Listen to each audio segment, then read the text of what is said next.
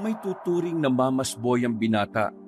Kahit na anong gusto nito ay binibigay sa kanya ni Aling Paring.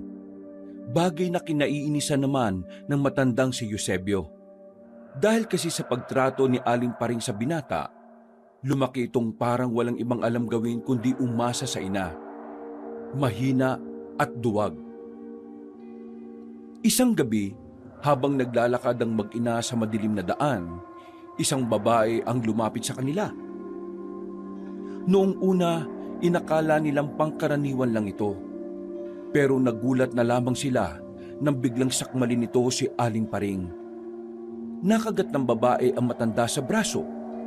Buti na lang, nakuha agad ni Seryo ang kutsilyo sa bayong ng kanyang ina. Nasaksak niya ang babae at napatay ito.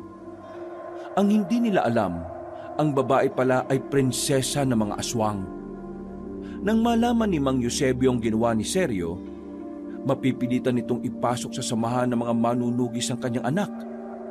Ito ay para paghandaan ang nalalapit na pagganti ng mga aswang sa kanilang lugar, lalong-lalo na sa kanilang pamilya. Ano nga kaya ang mangyayari sa kanilang pamilya? Magawa nga kaya nilang labanan ng galit ng mga aswang? O tuluyan ng magtatagumpay ang puwersa ng kasamaan? Sundan ng mga sagot dito lang sa ating nag-iisang tambayan, ang nag-iisang mga kwento ni Kap Panong.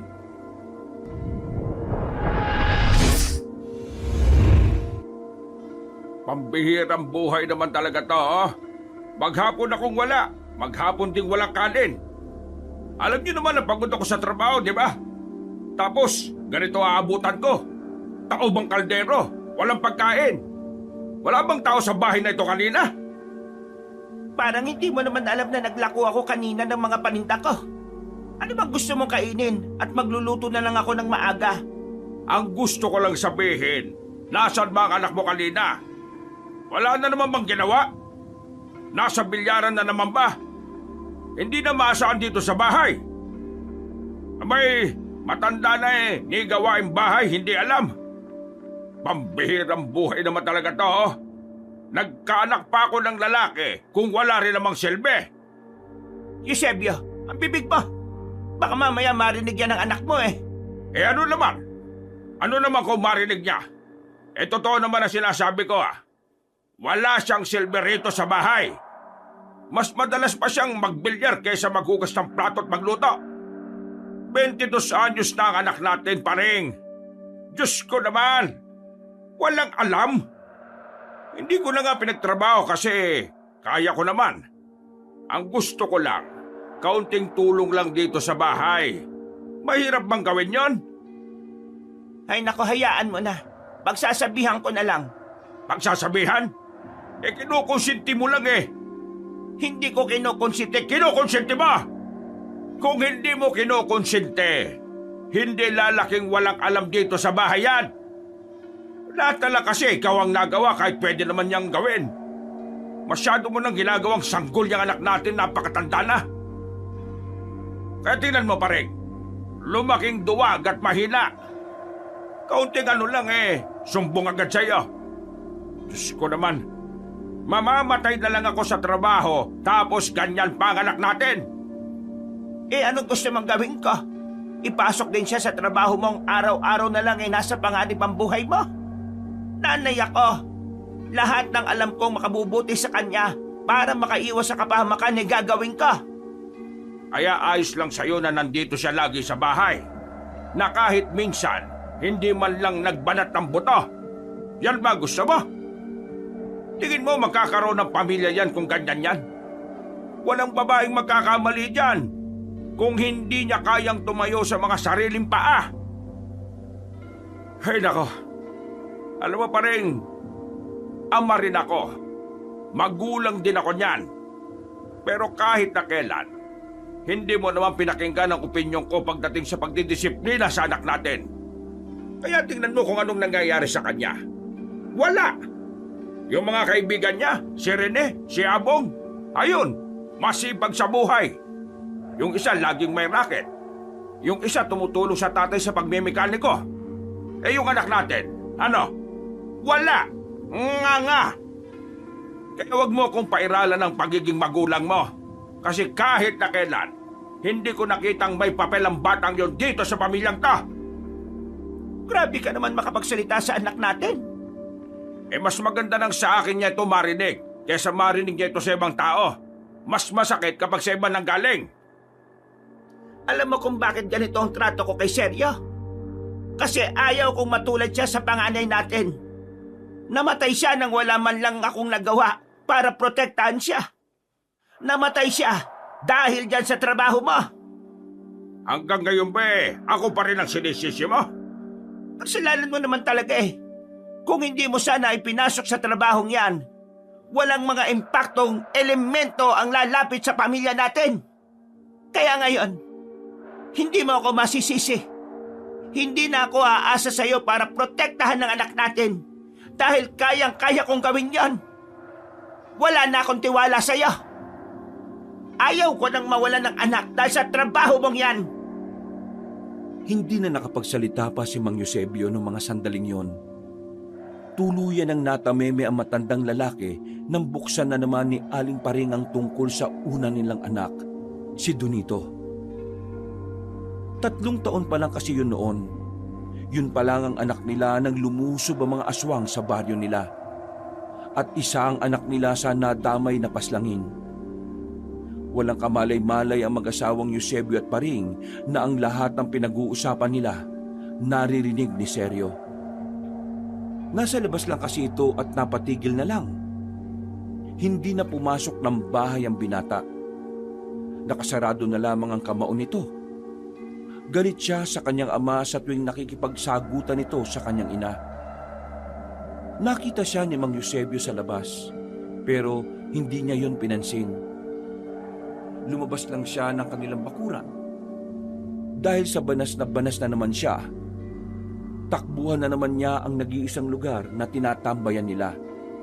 Walang iba kundi ang bilyaran. Pagdating ni Sergio doon, saktong nagmemeryenda ang dalawa niyang kaibigan, si Rene at Abong. O tol, nakasimangot ka na naman ah. Wala ko problema mo. Napagalitan ka na naman oh. Wala ko.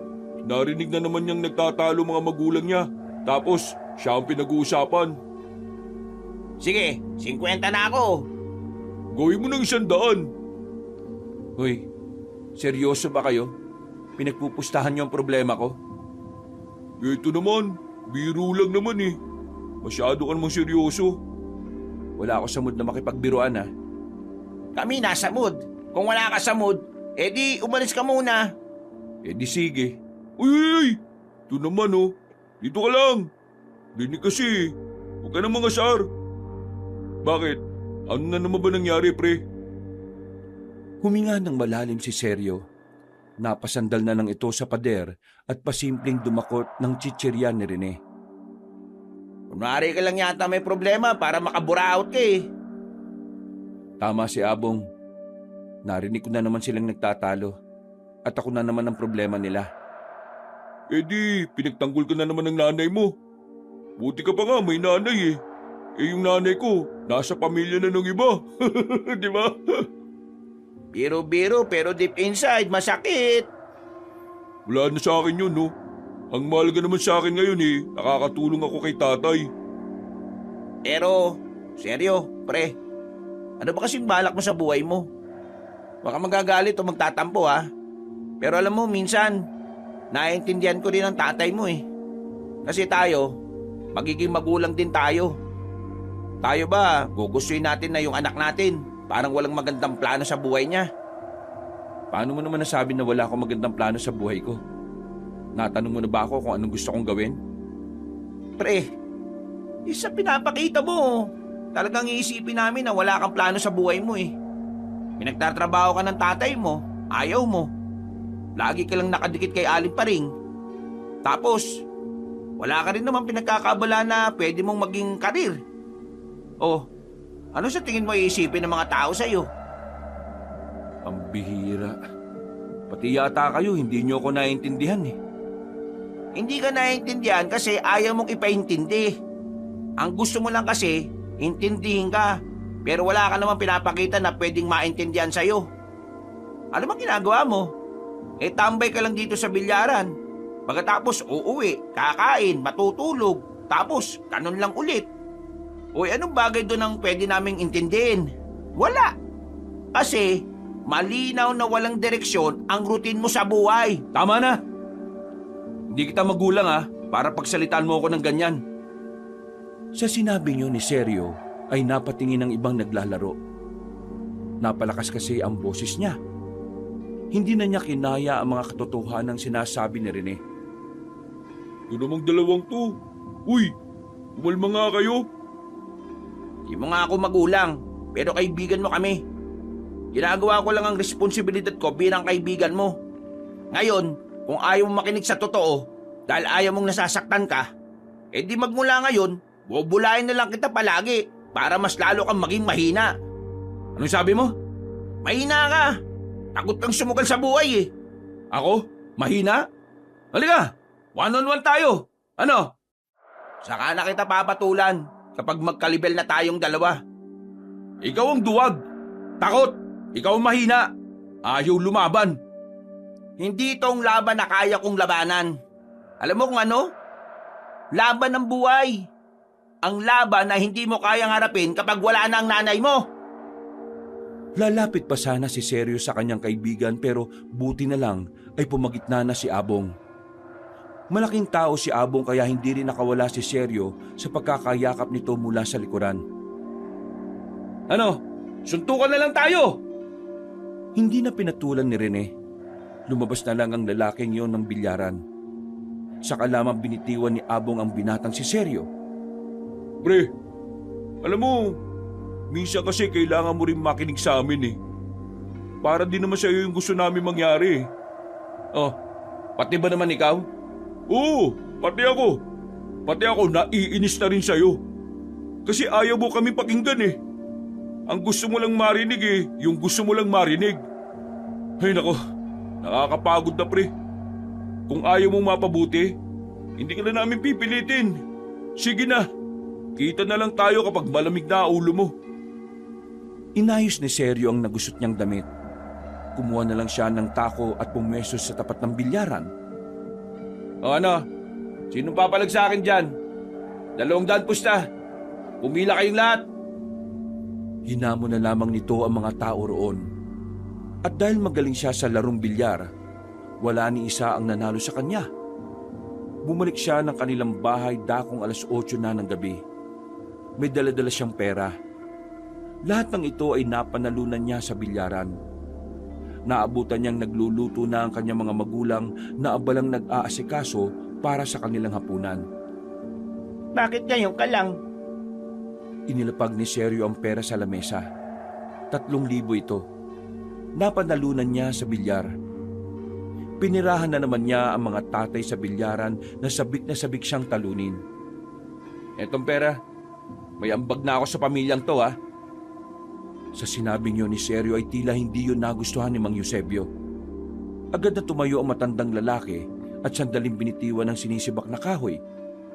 Anong sinabi ba? Oh, di ba ito naman ang gusto mo? Ang magkaroon ako ng ambag sa pamilyang ito? O ito na, may dala akong pera. Kung makapagsalita ka, ang angas mo pa. Pinagmamalaki mo ang perang yan? Galing sa sugal yan Anong sugal? Ginamit ko ang talent ko para magkapera. Ang talent ko na kahit na kailan, hindi mo naman kinilala. Wala kang kinabukasan sa talent mong yan. Wala. Mas malaki pa nga itong perang inuwi ko kaysa sa perang inuwi mo ngayon Yung perang inuwi ko kahit na maliit, galing yun sa pagbabanat ko ng buto. Sa pagtuturo sa mga gustong matuto kung paano maging manunugis. Kung ano-ano pinapasok ko para lang kumita ng pera. Ikaw, diyan ka lang sa bilyaran. Kapag wala nang gustong lumaban sa iyo, wala kang pera. Kung makapagsalita ka sa akin, akala mo naman kung sino kang magaling. Nananalo ka lang naman kapag mga tanga yung kalaban mo At least ako, walang napahamak na buhay dahil sa pagbibilyar ko. Ulit yung mga sinabi mo! Sergio, itigil mo na ang bibig mo. Manahimik ka na, anak. Ulitin mo nga, sinabi mo, Seryo! O bakit? Ayaw mo bang marinig ulit na ikaw ang dahilan kung bakit namatay si Kuya? Isang malakas na suntok ang natanggap ni Seryo ng mga sandaling yon. Bumulagta ang binata sa sahig. Kahit na matanda na ang kanyang ama, malakas pa rin ang puwersa nito. Dahil na rin sa masyado itong batak sa kung ano-anong trabaho. Eusebio naman! Kayong dalawa, kung habang buhay niyong isisisi sa akin ang nangyari kay Donito, mas maganda pang kalimutan niyo na lang ako bilang ama ng pamilyang ito! Kahit na pumatay ka pa ng maraming aswang, hindi mo na may babalik ang buhay ni Kuya Donito. Hindi ko na may babalik ang buhay ni Donito. Pero ako, habang buhay akong gagawa ng paraan para mabigyan ng hustisya ang pagkawala niya. Isang bagay na kahit na kailan, hindi niyo man lang nakikita. Padabog na lumabas ng bahay ang matandang lalaki. Nawalan na ito ng ganang ipagpatuloy ang ginagawa. Inalalayan na lamang ni Aling Paring si Seryo na dumudugo ang labi nito dahil sa tigas ng kamao ni Mang Eusebio.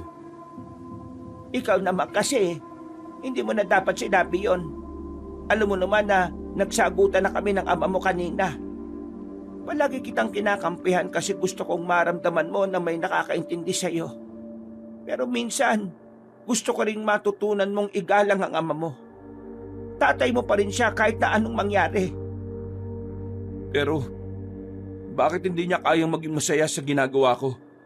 Nakakapera naman ako sa bilyar ah. Tulungan mo na lang akong magsalang. Nagugutom na ako. Tama na yung usapin na yan.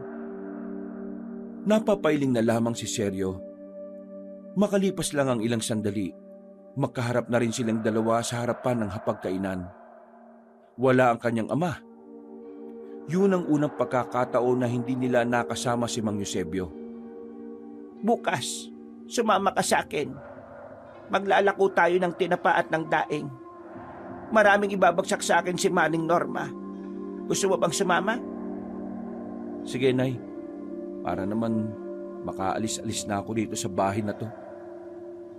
Hindi umuwi ang matandang si Eusebio nung gabing yon. Kinabukasan paggising nila, wala pa rin yon. Pero nang papaalis na sila, saka lamang dumating ang matandang lalaki. May mga dala itong maraming itak na agad naman itong inilagay sa silong ng bahay. Anong gagawin mo sa mga yan? Galing sa simbahan. Kailangan kong hasain lahat to. Mga itak at katana ng mga kasamahan ko. Dagdag kita. Maglalako na kami.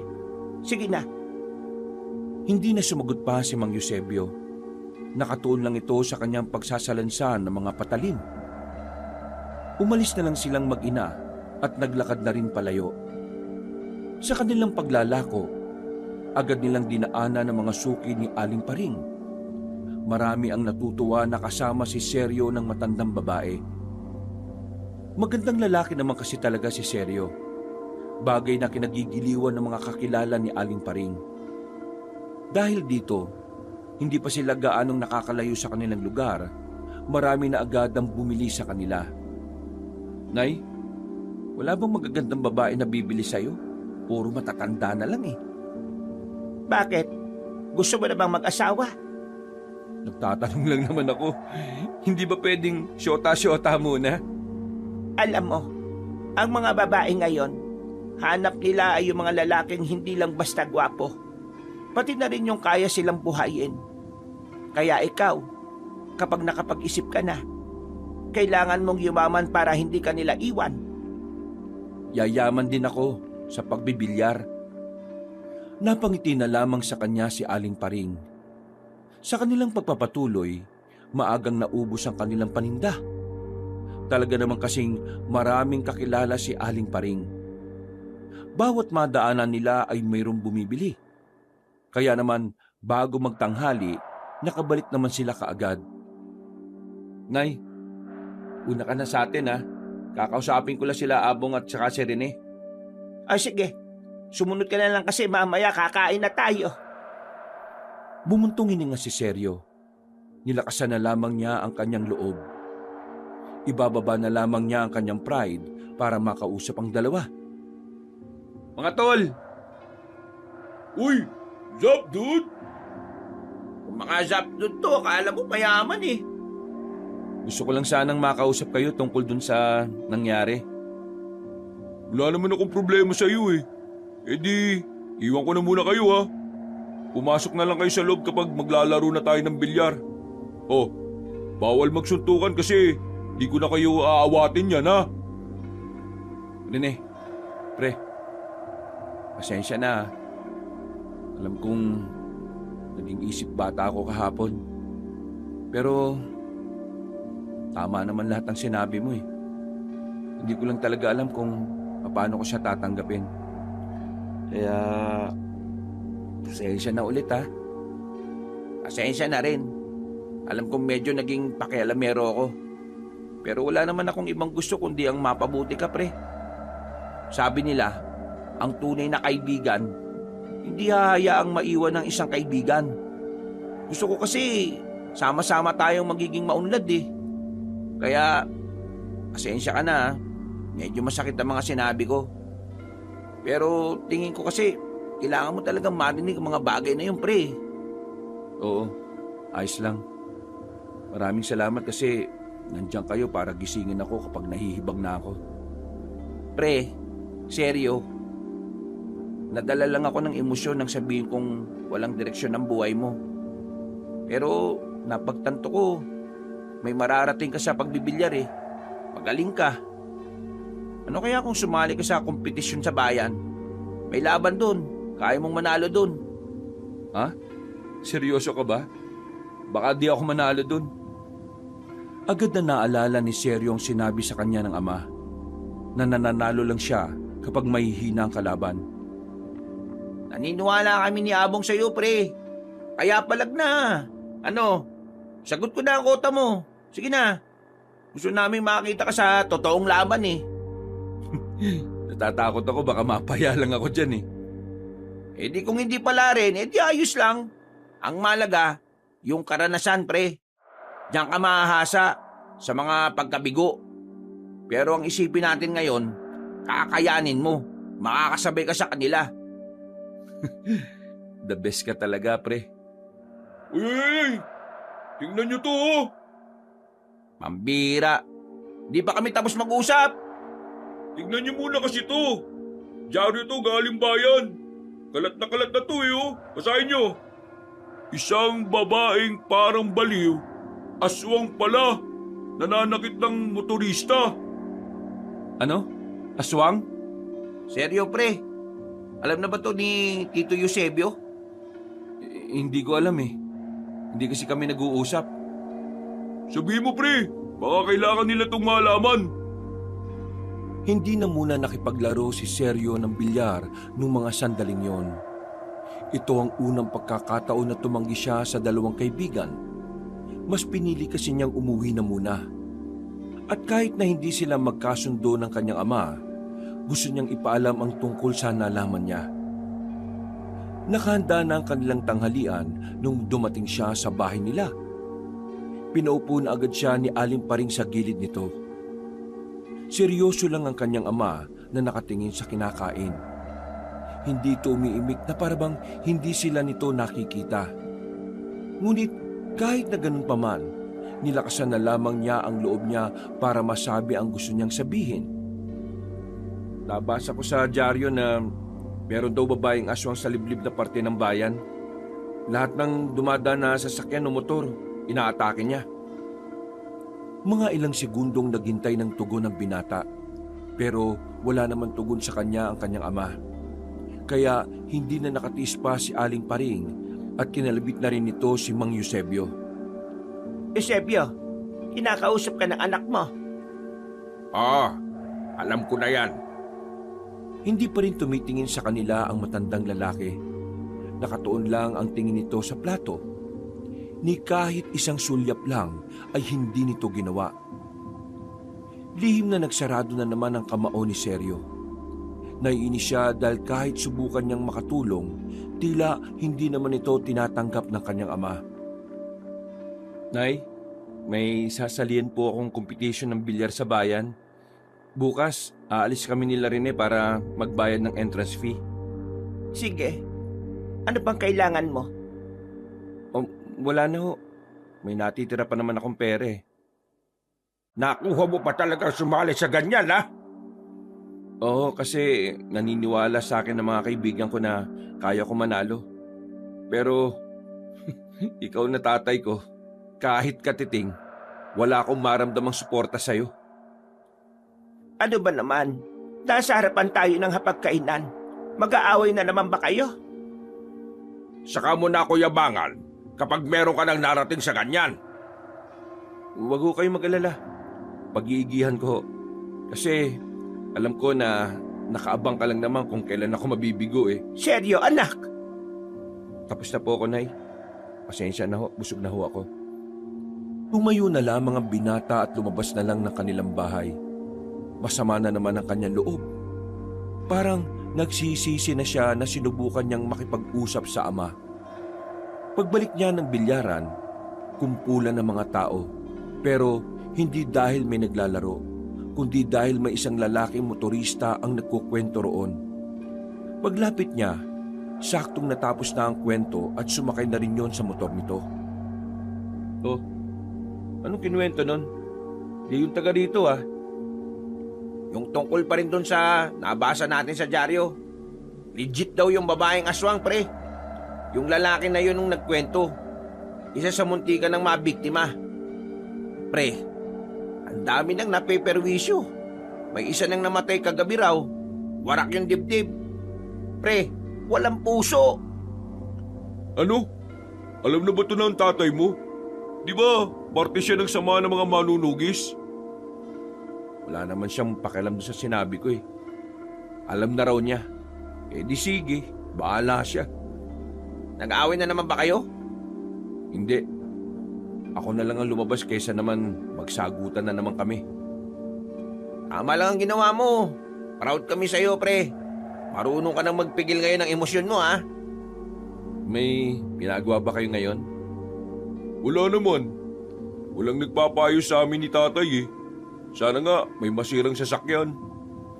Ako naman, wala pang tawag sa akin si Bossing.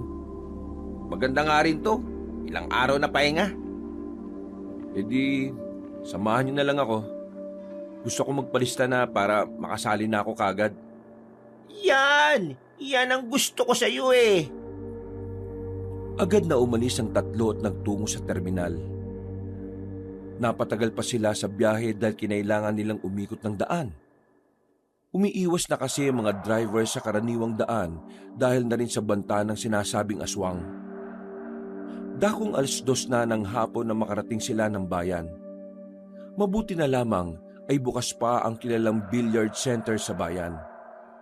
Agad na nagparehistro ang binata.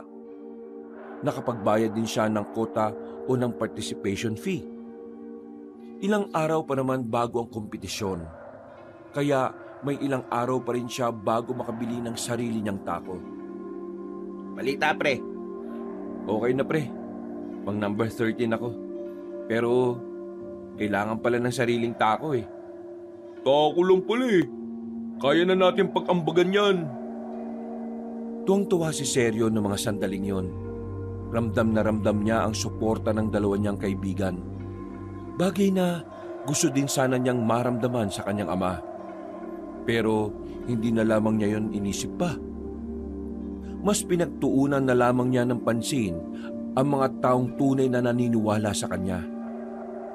Kahit hindi pa man nananalo, naisip ng tatlo na kumain na muna sa masarap na kainan para ipagdiwang ang pagsali ni Seryo. Kung makalibre naman to mga to, akala mo naman talaga ako na yung nag-champion. Ano ka ba? Dapat celebrate to kasi may kaibigan kaming lalaban na sa mga mas magagaling. Kakayanin ko ba talaga? Kayanin mo man o hindi, ang mahalaga, lumabang ka. Proud na kami sa'yo noon. Pero kung mananalo, mas maganda, tiba-tiba. Basta, ito lang ang tatandaan mo sa araw ng laban mo, ha? Wala kang ibang iisipin kundi ang laban mo. Iwan mo muna lahat ng issue mo, pre, sa bahay ninyo. Tumango-tango na lamang si Seryo. Naisip niyang tama nga si Rene. Kailangan niyang mag-focus ng matindi. Nalibang sila sa mga sandaling yon. Kakakwento nila ng kung ano-ano ay hindi na nila namalayan ng oras. Mag-aalas 6 na pala ng gabi. Ganun na rin sila katagal nakatambay sa kainan na yon. At ngayon lang nila napansin na masama na ang tingin sa kanila ng may-ari. Natatawa na lamang sila nang lumabas na sila roon. Pahirapan ng makasakay kaya inabot na rin sila ng gabi.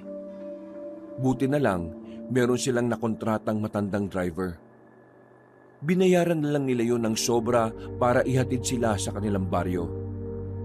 Habang nasa biyahe sila, nagtataka sila dahil bigla na lang silang dumaan sa kalsadang iniiwasan ngayon ng lahat ng driver. Saka lamang naalala na matandang driver na delikado roon nung nasa kalagitnaan na sila. Babalik na sana sila nang biglang namatay ang makina ng tricycle. Sabi ng matandang driver, kailangan daw itulak. Kaya bumaba na muna ang tatlo.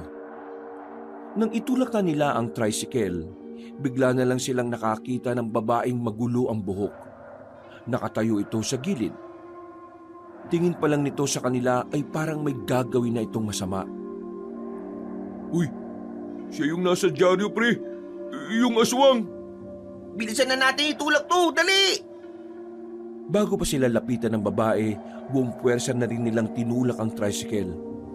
Pero nang umandar ito, dire-diretso lang yon at hindi na sila sinakay pa. Uy! Sira ulong matandang yun, oh! Wisit! Mabangga ka na sana! Lagot! Iniwang pa tayo dito. Tingnan nyo, oh! Nakatingin na sa atin yung babae. Nagkadikit-dikit sila nang makitang marahan ng naglalakad ng babae. Nang tumapat ito sa ilalim ng poste ng ilaw, nakita nilang pangit na ang itsura nito. Mukha na talaga itong halimaw. Sexy sana kaso halimaw! Takbo na! Naunang tumakbo ang binatang si Abong. Sumunod naman si Sergio at Rene. Nang lumingon sila sa likuran, napansin nilang wala na ang babae roon. Laking gulat nila nang makitang lumitaw na ang babae sa harapan nila. Lumalabas-labas pa ang mahaba nitong dila. Dahil sa liwanag, kita rin nila ang umaagos na laway mula sa bibig nito. Saan kayo pupunta, ha? Tatakasan niyo ako? Hindi kayo makakaalis. Akin lang kayo. Masarap ang laman ninyo. Kaya akin lang kayo. Manahimik ka! Pangit ng muka. Kaya hindi ka nababagay sa amin. Hindi ka namin papatulan, no? Pinagsasabi mo, ang ibig niyang sabihin, kakarni niya tayo, baliw. Diyan ka lang, miss. Di ako napatol sa babae. Pero kapag nagpumilit ka, sisikuhin ko mukha mo. Sige ka! Humanda na kayong tatlo. Magiging hapunan ko na kayo. Lalo ka na, mataba ka. Sabi lang! Mapanglait na aswang to, ah. Lumingon-lingon si Sergio. Naghahanap siya ng pwedeng gawin. Pero ang unang pumasok lang talaga sa utak niya ay tumakbo. Wala silang mahinga ng tulong. Puro puno na ang nasa gilid ng daan. Ang sarap-sarap. Ang sarap. Ang sarap ng laman ng mga tao. Bakit ang sarap ninyo? Seryo, anong gagawin natin? Di ba manunugis tatay mo? Wala ka bang alam na moves? Anong moves ang sinasabi mo dyan? Alam mong di ko trip yun, eh. Sige, subukan mong lumapit. Bukol yung mukha mo talaga sa siko ko. Nang makita nilang bumibilis na ang lakad ng babae, may dinukot si Abong na kung ano sa kanyang bulsa. Pagtingin ni Sergio at Rene, naalaman nilang yun ang pato sa bilyar. Binuto ni Abong sa muka ang babaeng aswang ng bolang marmol. Tumama yun sa ilong ng babae na naging dahilan para mahilo ito. Takbo na! Nagmamadaling umalis ang tatlo. Hindi nila alam kung saan sila pupunta. Pero hindi sila tumigil. Hanggang sa may nadaanan na silang lumang kainan na abandonado na rin. Tumungo sila sa likuran nito. Hingal na hingal silang nagtago. Wisit ka. Kaya pala nawawala yung pato kanina sa bilyar eh. Nasa'yo pala. Hindi ko naman sadya, eh. Bibiruin ko lang sana si Mang Tobing. Kaso nakalimutan ko nang ibalik. ibalik mo yan kay Mang Tobing ha. Siraulo ka talaga. Paano ko ba may babalik yun eh? Nandun na sa aswang. Ay nako, manahimik na nga kayo. Nandyan na siya. Pagsilip nilang tatlo, nakita nila ang babaeng gumagapang-gapang. Duguan na ang ilong nito. Pero parang wala lang nangyari. Halos pigilan na ang paghinga ng tatlo habang pinagmamasdan ng babaeng aswang. Nang mapalingon ito sa kanila, bumilis na ang tibok ng kanilang puso. Nasaan na kayo? Nandito na ako. Hindi niyo ako matatakasan. Maglaro tayo. Kain-kainan. Ako ang kakain. Kayo ang pagkain. Nagulat ang tatlo nang biglang lumundag sa bubong ng bahay ang aswang. Pagtingala nila, nakatingin na yun sa kanila.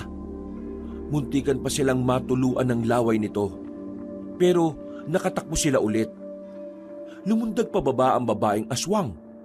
Gumapang ito ng mabilis at nahawakan si Abong sa paa. Buwisit ka!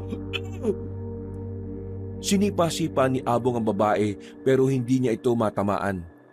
Si Seryo naman, lumapit ito sa babae at saka sinipa niya yun sa likod. Pero hindi pa yun bumibitiw kay Abong. Kaya ang ginawa ni Rene, sinabunutan niya yun ng malakas. Sa puntong ito ay saka lamang nakabitiw ang aswang kay Abong. Dahilan para makatakbo na sila ulit paalis. Sa mga sumunod na senaryo, napahiwalay si Seryo sa dalawa niyang kaibigan. Hindi niya na alam kung saan siya pupunta. Basta nang habulin siya ng babae, napilitan na lamang siyang pumasok sa liblib na lugar. Madilim, masukal at maraming nakaharang na puno. Malapit na maiyak si Seryo. Hindi na niya alam ang gagawin. Hanggang sa madapa na siya at sumabit ang pantalon niya sa matulis na sanga. Nay! Nay! Nanay, tulungan niyo ako! Nang nasa harapan na niya ang aswang, lumitaw-litaw na naman ang mahaba nitong dila. Lumapit ito sa kanya. Akmang kakagatin na siya nito pero bigla na lamang may bumao na palaso sa bandang balikat nito. Agad na napaatras ang babaeng aswang. Ang sumunod na palaso ay may kasama ng apoy, pero nakailag na ang aswang. Tumusok ang palasong may apoy sa katawan ng puno. Nakita niya pa ang simbolong letrang Y sa buntot ng palaso na hindi naman niya alam ang ibig sabihin. Nagpapasalamat na lang siya dahil naduwag ang aswang at saka hindi na siya binalikan. Kahit ligtas na siya, hindi pa rin siya makatayo. Nakaupo lang siya habang nakatingin sa palaso. Masyado siyang nilamon ng takot. Ni hindi na nga niya naisip kung sino ang tumulong sa kanya. Mabuti na lang, nahanap din siya ng dalawa niyang kaibigan. Tinulungan siyang makatayo. Hindi pa siya matatauhan kung hindi pa siya sinampal ni Rene. Uy! Okay ka lang ba? Uy, sinampal mo tapos tatanungin mo kung okay lang. Rico, ayos lang ako. Nakaligtas ako eh. May tumulong sa akin. Pero hindi ko alam kung sino. Nakatingin lang silang tatlo sa palaso na hanggang sa mga sandaling yon ay malakas pa rin ang apoy. Bago pa sila mabalikan ng aswang doon, ay agad na rin silang umalis. Hindi na nila nakita pa ang babae sa daan. Palagay ni Seryo, nakaramdam yun ng takot sa tumira sa kanya ng palaso. Isang malaking palaisipan naman para kay Seryo kung sino ang tao na tumulong sa kanya. Lihim na lamang niyang itong pinasalamatan. Mag-aalas 9 na ng gabi nang makabalik na sila ng kanilang baryo. Tumambay na muna sila sandali sa bilyaran. Uminom ng soft drinks habang nakatulala pa rin. Hindi pa rin kasi sila makausad sa nangyari. Grabe, di ako makapaniwala na dinanas natin yung kanina. Siraulo kasi yung matandang driver eh. Pakiramdam ko, aswang din yung matandang yun. Na-set up tayo. Seryo? Uy, ayos ka na ba? Ha? Oo. Ayos lang ako. Huwag mo na akong pansinin. Parang gusto ko na tuloy matutong pumatay ng aswang eh. Kasi pakiramdam ko, hindi lang talaga nag-iisa ang babaeng yun. Hindi ba natin to sasabihin sa mga tao? Ewan ko. Hindi ko alam. Siguro, mas maiging ilihim na lang muna natin. Baka mamaya magdulot pa tayo ng katatakutan dito. Masisi pa tayo ng mga tao. At baka isipin nila nang titrip tayo. O sige, huwag na lang nating sabihin. Saka, baka mawalan din ng customer si tatay eh. Baka wala nang pumasyal dito sa atin. Mga pre, uwi na muna ako sa amin ha. Ipapahinga ko na lang siguro to. Sige, uwian muna. O paano? Bukas na lang ulit ha. Pag-uwi ni Seryo sa kanilang bahay, ang nanay niya lang ang inabutan niya sa bakuran. Abala itong naghahanda ng kanilang hapunan. Agad itong lumapit sa kanya nang makita siyang dumating. Ah, saan ka ba nagpunta? Wala ka sa bilyaran ng puntahan kita ron ah. Nagpunta ho kami sa bayan. Sinama naman ako ni Rene at Tabong. Nagparehistro kasi ako dun sa competition. Ah, ganun ba? O sige na, maupo ka na. Si tatay, Kaninang hapon, sinundo siya ng mga kasamahan niya. Kinuha na rin yung mga patalim na hinasa niya. Ang pagkakarinig ko sa mga susunod na araw daw, magro-ronda na sila sa mga baryo. ganun ba? Bakit? May sasabihin ka ba sa tatay mo? Hindi na. Baka hindi niya lang din ako pakinggan. O paano po? Pasok lang muna ako sa loob na ha. Higa ako saglit. Habang nakahiga siya at nakatingin sa kisame, hindi niya maiwasang kaawaan ng sarili niya nung nasa harapan na siya ng aswang. Wala siyang magawa kundi umiyak at tawagin lang ang nanay niya. Pakiramdam niya noon, napakawalang kwenta niyang tao dahil hindi man lang niya mapagtanggol ang kanyang sarili sa isang aswang. Napapailing na lamang ang binata. Mga ilang sandali lang, tinawag na rin siya ng kanyang ina para kumain. Kinabukasan, kinailangan na namang sumama ni Seryo sa kanyang ina. Marami-rami na rin naman kasing paninda ang kailangan nilang ipaubos.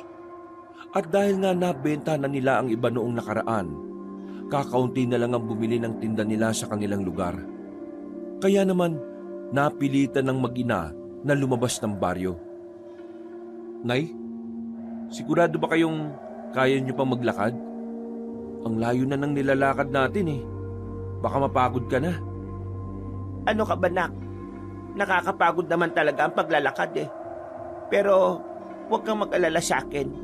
Ayos na ayos naman ako. Mas maganda nga ito. Exercise. Ganon. Naninigurado lang naman po ako.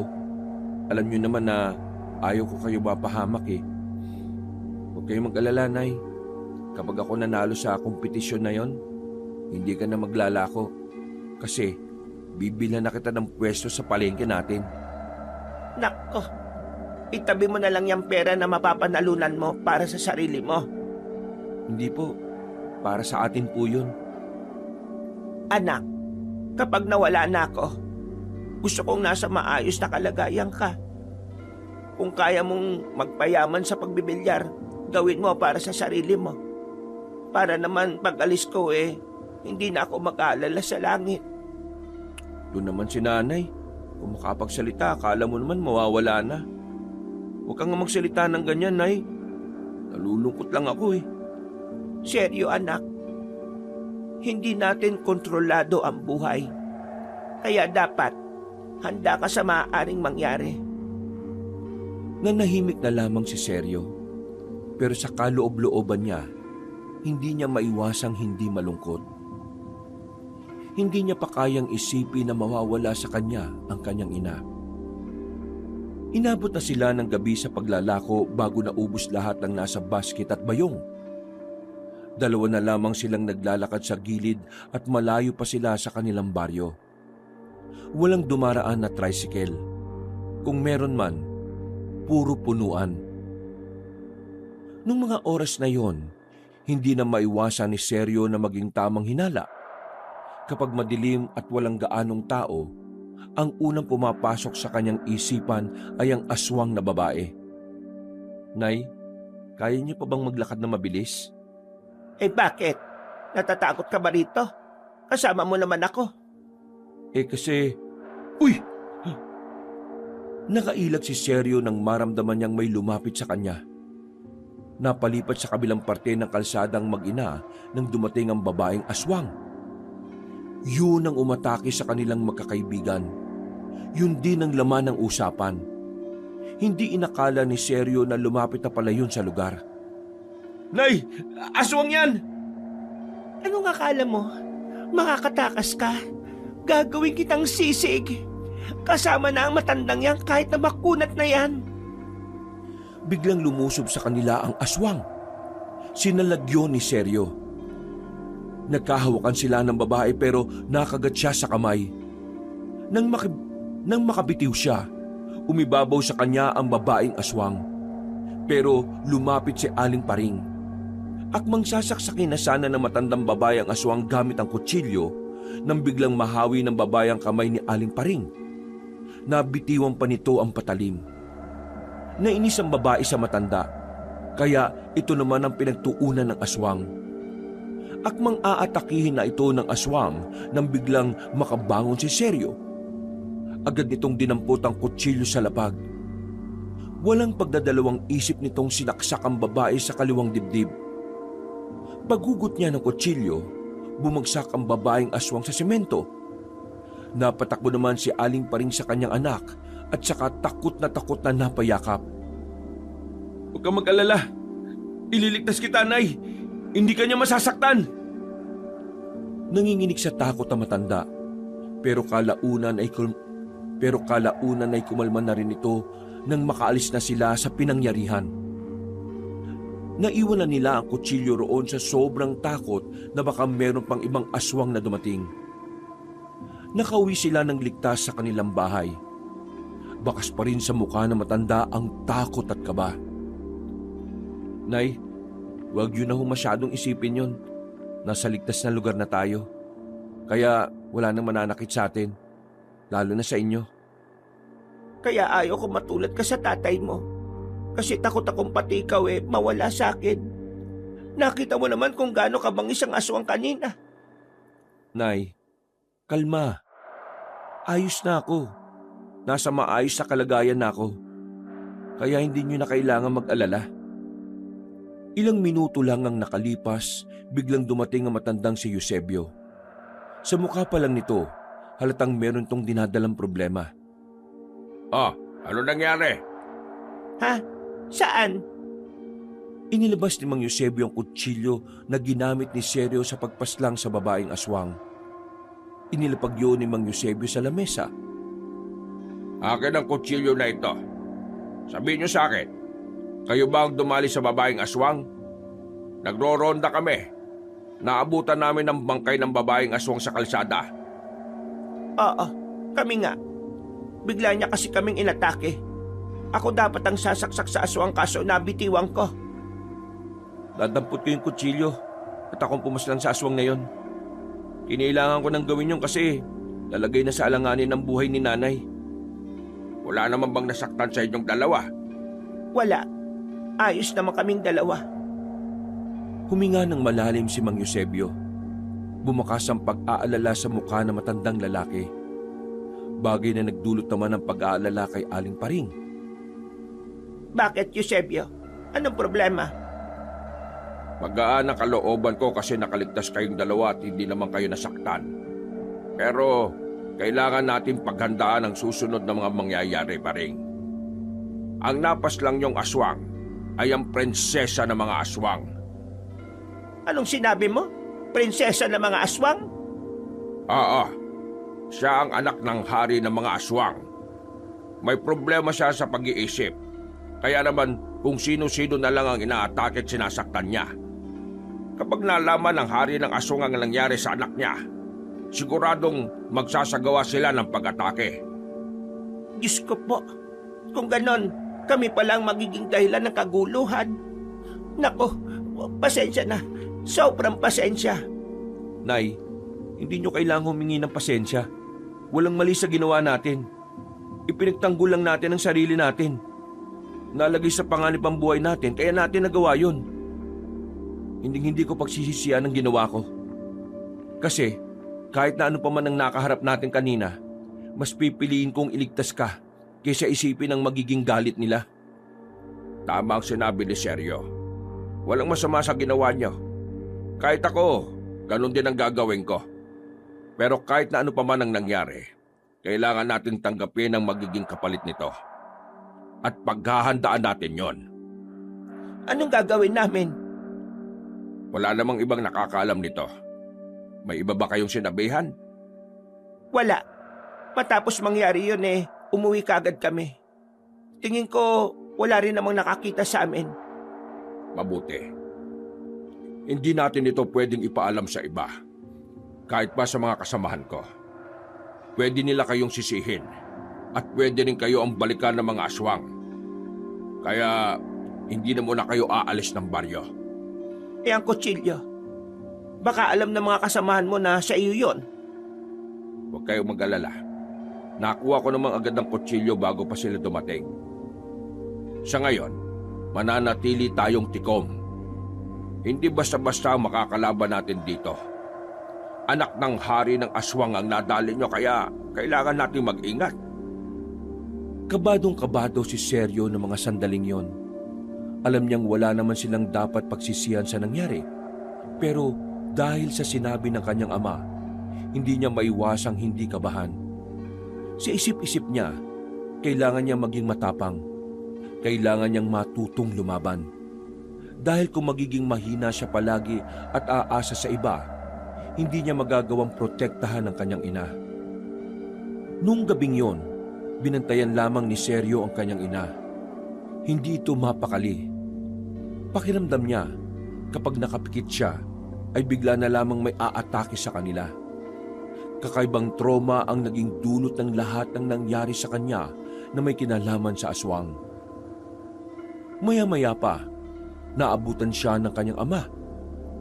Kaswal na umupo ang tatay niya sa harapan ng lamesa at nagsalok ng tubig. Hindi tumaharap sa kanya pero himalang ito ang unang kumausap sa kanya. Bakit hindi ka pa natutulog? Ho? Binabantayan ko si nanay. Sige na, matulog ka na. Baka kasi may dumating na aswang Baka gantihan nila kami. Nandito na ako. Matulog ka na. Narinig na lamang ni Sergio ang malalim na paghinga ng matandang lalaki. Tumayo na siya at naisipan na lamang na magpahinga na rin. Kampante naman siyang walang mangyayaring masama sa kanila dahil si Mang Eusebio na ang magbabantay. Kailangan mo maging matapang, Sergio. Kailangan mo matutong lumaban sa mga ganitong sitwasyon.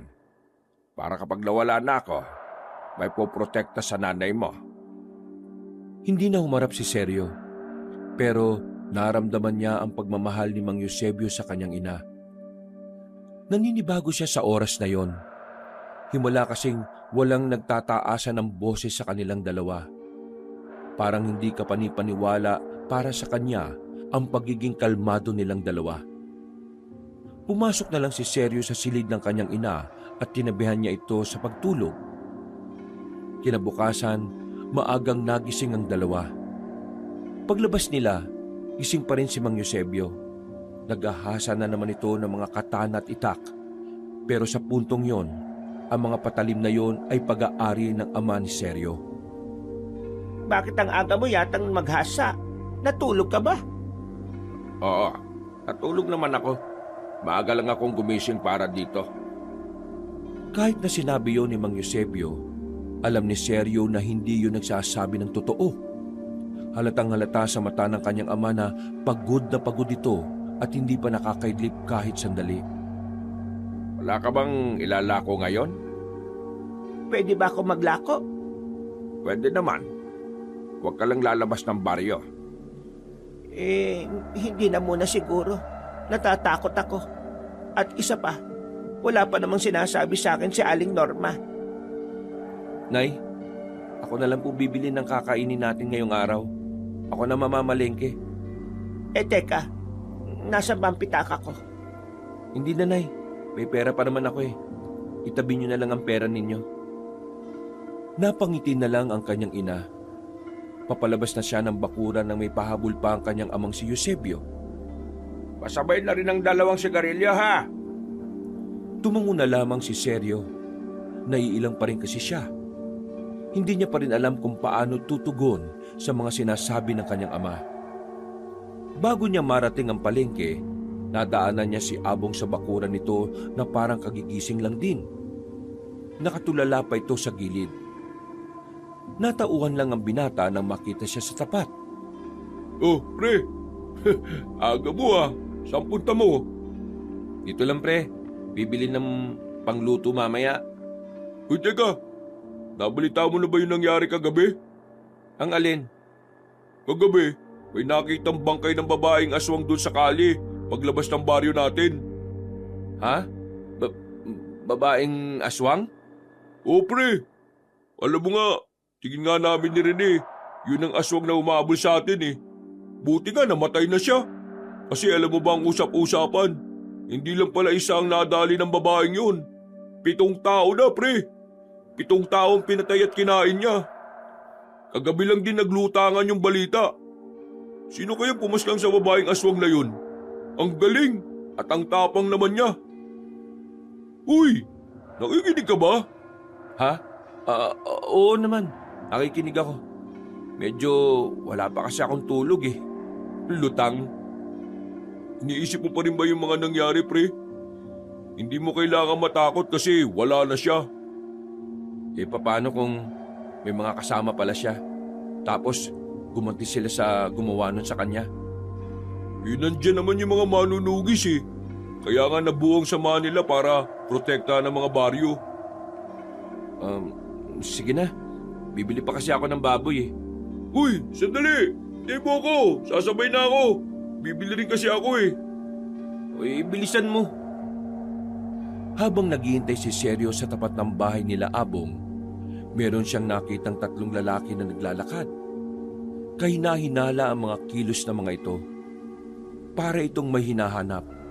Pero ang mas nakapukaw ng kanyang atensyon ay ang pagiging maputla ng mga yon. Nangingitim din ang mga kuko at ang lalim ng mga mata. Napalunok siya ng laway nang maisip na baka aswang ang 3. Na baka nagsisimula ng maghanap ang mga yon kung sino ang pumaslang sa prinsesa ng mga aswang. Nang magtama ang tingin ni Seryo at ng isang lalaki, mas lalong kumabog ang kanyang dibdib. Iniwas na lamang niya ang kanyang tingin. Uy, bakit ganyan ang mukha mo? Parang nakakita ka ng multo ah. Bakit? Inano ko ba ng 3 yun? Ha? Wala. Hindi ko nga kilala yun eh. Tara na.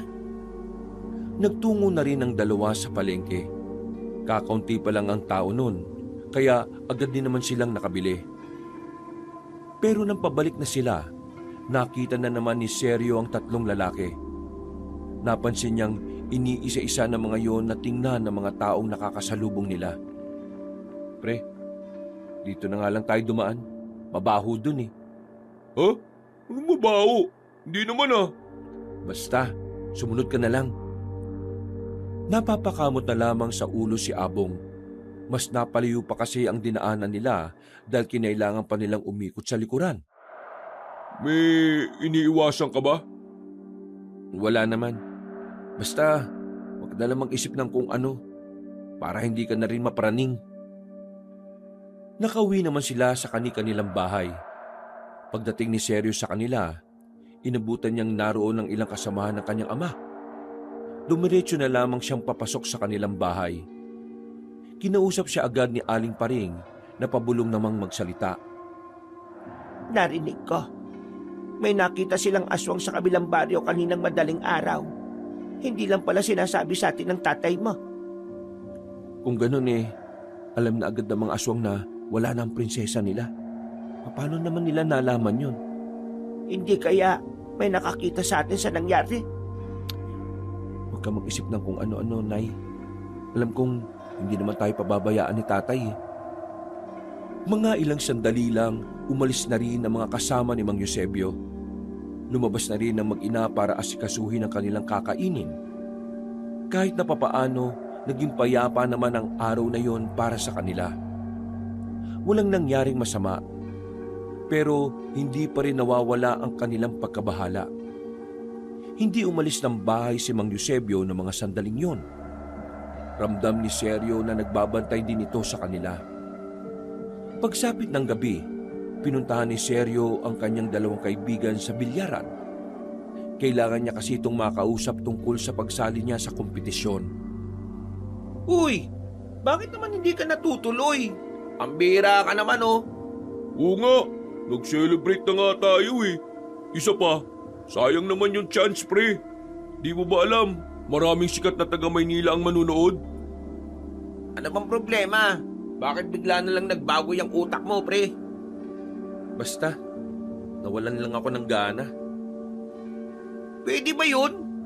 Tigilan mo nga kami, seryo. Kilala ka namin ha. Alam namin na kapag gusto mo ang isang bagay, gagawin mo talaga. Sige na, sabihin mo na sa amin kung ano ba talaga dahilan. Oo nga. Alam namin na may tinatago ka. Kitang-kita sa pagmumukha mo, no? Ay nako, oo na, sasabihin ko na. Pero huwag na kayong mag-iingay sa iba kasi kaligtasan namin ni nanay ang nakataya rito. Hinila ni Seryo ang dalawa palayo sa bilyaran para walang ibang makarinig. Ano ba kasi yun? Yung babaeng aswang na humabol sa atin, inatake kami noon ni nanay sa kalsada. Kami yung nakapatay sa kanya. Siya yung napatay dyan sa kalsada malapit dito sa atin. At ako ang mismong sumaksak sa kanya. Gagi! Seryoso ka ba? Oo. Bigla na lang kasi siyang lumitaw eh. Tingin ko kasi, sinundan niya talaga ako. Takot na takot ako noon, pre. Pero nang makita kong sasaktan niya si nanay, gamit yung kutsilyo ni tatay, sinaksak ko siya sa dibdib. Yung kutsilyo na pala na yon, ginagamit talaga pampatay ng aswang. Oh, bakit ka naman natatakot ngayon? Nag-iisip ka ba? Malamang, baka balikan sila ng mga aswang. Walang ibang makakaalam nito kundi kayo lang at ang mga magulang ko. Kaya pala, hindi ka na makakapunta sa laban. Sinabihan kami ni tatay na huwag na munang lalabas ng baryong to. Delikado. Lalo na ngayon, parang may nagmamasid na rin na aswang dito sa atin. Sayang, pre. Pero kung talagang bawal, wala tayong magagawa. Mas mahalaga ang kaligtasan nyo. Pasensya na mga tol pero sa ngayon, mukhang tama na pakinggan ko muna si tatay. Bakit? Okay na ba kayong dalawa? Hindi pa. Pero nag-uusap kami. Pero kasual lang. Hindi pa namin napag-uusapan yung tungkol sa problema namin. Mabuti naman kung ganun. At least, kahit na paano, di ba? Nakakausap kayo. Pero pre, tungkol dito sa aswang, mukhang delikado nga pre. Kailangan yung mag-ingat. Sa pagkakaalam ko ang mga aswang kasi ay mababangis talaga. Hindi sila tumitigil hanggat hindi sila nakakaganti. Minsan nga, nakaganti na sila pero hindi pa rin sila kontento. Ang mabuti pa, umuwi ka na sa inyo. Baka mamaya may mangyari pang masama sa iyo sa labas. Lumabas lang talaga ako para sabihin sa inyo to. O sige na. Ihatid ka na namin. Huwag ka nang umangal. Tumango na lamang si Seryo. Sabay-sabay na silang naglakad patungo sa bahay nila Seryo. Napansin sila ni Mang Eusebio kaya tinawag sila nito papasok sa bakuran. Lumapit naman agad ang dalawang binata. Magandang gabi po, tito, tita. Ay, kayong dalawa. Huwag na muna kayong lumalayo sa bahay ninyo ha. Baka kung anong mangyari sa inyo. Eto, kunin nyo to. Isuot nyo yan. Meron din yan si Seryo at si Paring. Alam nyo naman siguro kung ano yung kumakalat na balita. Pangontra sa aswang yan. Pero nagana lang yan kapag gabi. Hindi nila kayo mahahawakan kapag suot nyo ang bagay na yan. Tinanggap ng dalawang binata ang kulay berdeng pulseras. Agad namang sinuot ni Rene at Abong yon. Maraming salamat po. Ay sige na, umuwi na kayo. Maraming salamat sa pagdating ninyo kay Seryo. Saka na lang tayo magbilyar kapag ayos na ang lahat. Kumuway pa ang dalawa habang naglalakad palayo. Papasok na sana si Abong sa bahay nila nang biglang magsalita ang kanyang ama. Tumuloy ka ron. Tumuloy saan? Sabi ng nanay mo, may sinalihan kang kompetisyon sa bayan. Oo, pero sabi niyo huwag kaming lalabas ng baryo ni nanay, di ba? Tumuloy ka. Gusto mo yun, di ba? Kaya tumuloy ka. Napatango na lamang si Seryo at pumasok na rin sila ni Aling Paring sa loob. Litong-lito si Seryo kung bakit parang bigla na lang bumait sa kanya ang kanyang ama. Kaya naman agad niyang kinausap ang kanyang ina. Nay, may lagnat ba si tatay? Bakit biglang bumait yun? Nakausap ko ang tatay mo. Pinaliwanag ko sa kanya na mahalaga sa iyo ang ginagawa mo. Kagaya ng ginagawa niya. Ganon din ang pagmamahal mo sa pagbibilyar. Nagtalo na naman siguro kayo, no? Hindi. Mahinao ng tatay mo. Kalmado. Pumayag siya matapos kong ipaliwanag ang lahat sa kanya. Pero nagtataka rin ako. Iniisip ko na lang na baka napagtanto rin ng tatay mo na may pagkakamali rin siya. Hindi niya lang masabi sa atin kasi alam mo naman, ma-pride ang tatay mo. Pero ang mahalaga, nakikita natin unti-unting nagiging maayos ang pananaw ng tatay mo sa gusto mong gawin. Salamat, Nay, ah. Wala yun. Nanay mo ko.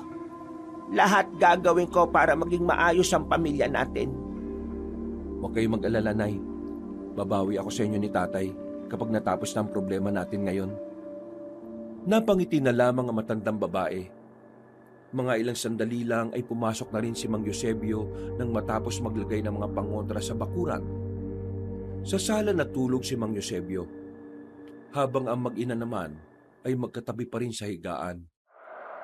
Nauna nang nakatulog si Aling Paring, habang gising na gising pa rin ang binata. Iniisip niya kung ano ang pwede niyang magawa para protektahan ang kanyang ina. Pero dahil alam naman niyang wala siyang kaalam-alam sa maraming bagay, hindi niya sigurado kung papaano niya may pagtatanggol si Aling Paring sa kapahamakan. Isang paraan lamang ang nakikita niyang paraan. Kailangan niyang pag-aralan kung papaano humawak ng sandata. Makalipas ang ilang araw, dumating na rin ang tamang oras para sa kompetisyon na sinalihan ni Seryo. Kagaya ng sinabi ni Mang Eusebio sa kanya, pupunta siya sa laban. We, hindi nga. Pinayagan ka talaga ni Tito, pre. Oo nga, siya pa mismo nagsabi. Kinausap kasi siya ni nanay eh. Naatauhan siguro. Aba, magandang sinyalis yan, pre. Masaya kami para sa'yo, di ba, Rene? Oo, masaya kaming malaman yan. Eh ano pang hinihintay nyo? Hindi ba kayo sasama? May sarili na akong tako oh. Sige na, magbihis na kayo. Dito na lang muna ako, hihintayin ko kayo. Alas 4 magsisimula ang laban ha, alas 2 na, bilisan nyo. Nagmamadaling makauwi ang dalawa. Bis na ito nang makabalik. Agad naman silang nakapara ng tricycle at lumarga na rin papuntang bayan. Pagdating nila, marami ng tao. Nakaabot pa sila dahil mas maaga palang sisimula ng laban. Unang sabak ni Seryo ay nanalo siya kahit na mas magaling ang kalaban niya. Marami ang bumilib sa kanya, pero mas lalong dumami ang humanga sa kanya na makaabot na siya sa huling laban. Nakatapat niya ang pinakamagaling na manlalaro na halos kasing tanda na rin ng kanyang ama. Sa kasamaang palad, hindi niya yun natalo. Sadyang mas magaling ito sa kanya. Marami pa siyang kailangang pagdaanan para lang matalo ang matanda. Bagsak ang balikat ni Seryo nang lumabas na siya ng venue dakong alas 7 ng gabi. Balungkot siya dahil alam niyang sa pagkatalo niyang yon, pinatunayan niya lang sa kanyang ama na wala siyang kinabukasan sa larong yon. Pre, ayos lang yan. Hindi mo kailangan malungkot, no? Ginawa mo naman ang best mo eh. Tingnan mo, unang sabak mo pa lang yan. Pero nakalaban mo na kagad yung pinakamagaling. Maabot ka sa finals. Oh, inumin mo muna to para kumalma ka. Buko juice. Oo nga, pre. Malaking achievement na yun, no? Huwag ka ma-down. Ikaw lang nakagawa niya sa lugar natin. Nahiya kasi akong humarap ngayon kay tatay eh. Sinabi ko pa naman sa kanya na may mararating ako dito. May pangako rin ako kay nanay na ibibili ko siya ng pwesto sa palengke. Pero wala. Di ko napanalunan yung grand prize. Ano ka ba naman? Malaki din naman yung second prize ah. Tsaka, alam kong proud sa'yo si Mang Eusebio. Huwag ka lang mag-isip ng kung ano-ano. At mas lalong proud naman sa'yo si Aling Paring. Happy lang pre. Tandaan mo, isa itong magandang karanasan para mas pag-igihan mo pa. Malay mo, ito na pala simula. Ang mabuti pa, umuwi na lang tayo sa atin para maibalita kagad natin sa mga magulang mo ang nangyari. Second prize ka kaya? Yahoo! Tumango na lamang si Sergio. Kung siya lang ang masusunod, ayaw pa sana niyang umuwi sa kanila. Pero dahil hindi sila pwedeng magtagal sa labas, kailangan nilang bumalik agad ng kanilang baryo. Hindi pa rin niya nakakalimutan ang panganib na dala ng mga aswang. Nang makabalik na sila ay agad na nilang binalita kay Aling Paring ang nangyari. Nakahinga ng maluwag si Sergio dahil wala roon ang kanyang ama.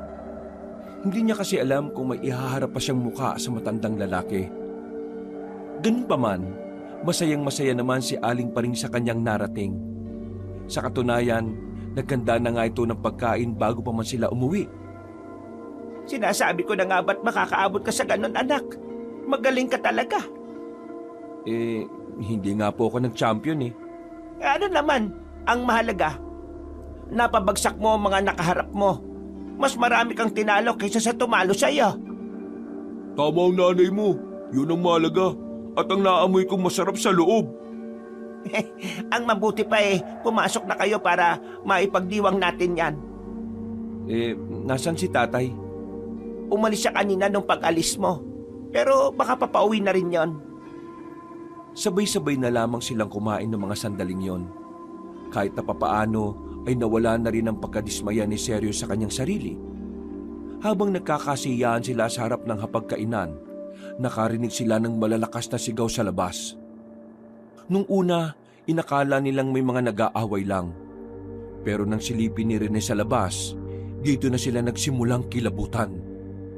May aswang! May umataking aswang! Napatayo silang lahat.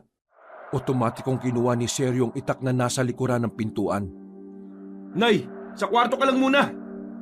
Pero paano ka? Baka mapahamak ka, anak. Nay, wala si tatay. Ako in charge ngayon. Sige na, sumunod na lang kayo sa akin. Napilitan na lamang ang matandang babae. Pumasok na lamang ito sa loob ng kwarto. Habang silang magkakaibigan naman, ay isinarado na lang ang pinto at ang mga bintana. Palakas ng palakas ang sigawan sa labas. Maya-maya pa ay naririnig na nila ang mga humihiyaw na aswang. Nasaan na ba yung mga manunugis na yan? Bakit parang ang tagal nila? Ligtas ba tayo, pre? Sa pagkakaalam ko, oo. May mga nilagay si tatay na mga pangontra sa bakuran. At meron din naman tayong pangontra sa katawan. Kaya kumalma lang tayo. Sumilip sila sa bintana. Nanlalaki na mga mata nila nang makitang ang mga aswang ay dumaan na sa harapan ng kanilang bahay. Pilit pinapasok ng mga yon ang kabahayan. Hindi nagtagal, may mga aswang na tumigil sa tapat nila. Nagtangkang pumasok ang mga yon. Pero pagkakbang pa lamang ng mga ito sa bakuran, agad na napaatras sa mga yon. Napahawak sa ulo ang mga yon. Palagay ni Sergio, epektibo nga ang pangontrang inilagay ng kanyang ama.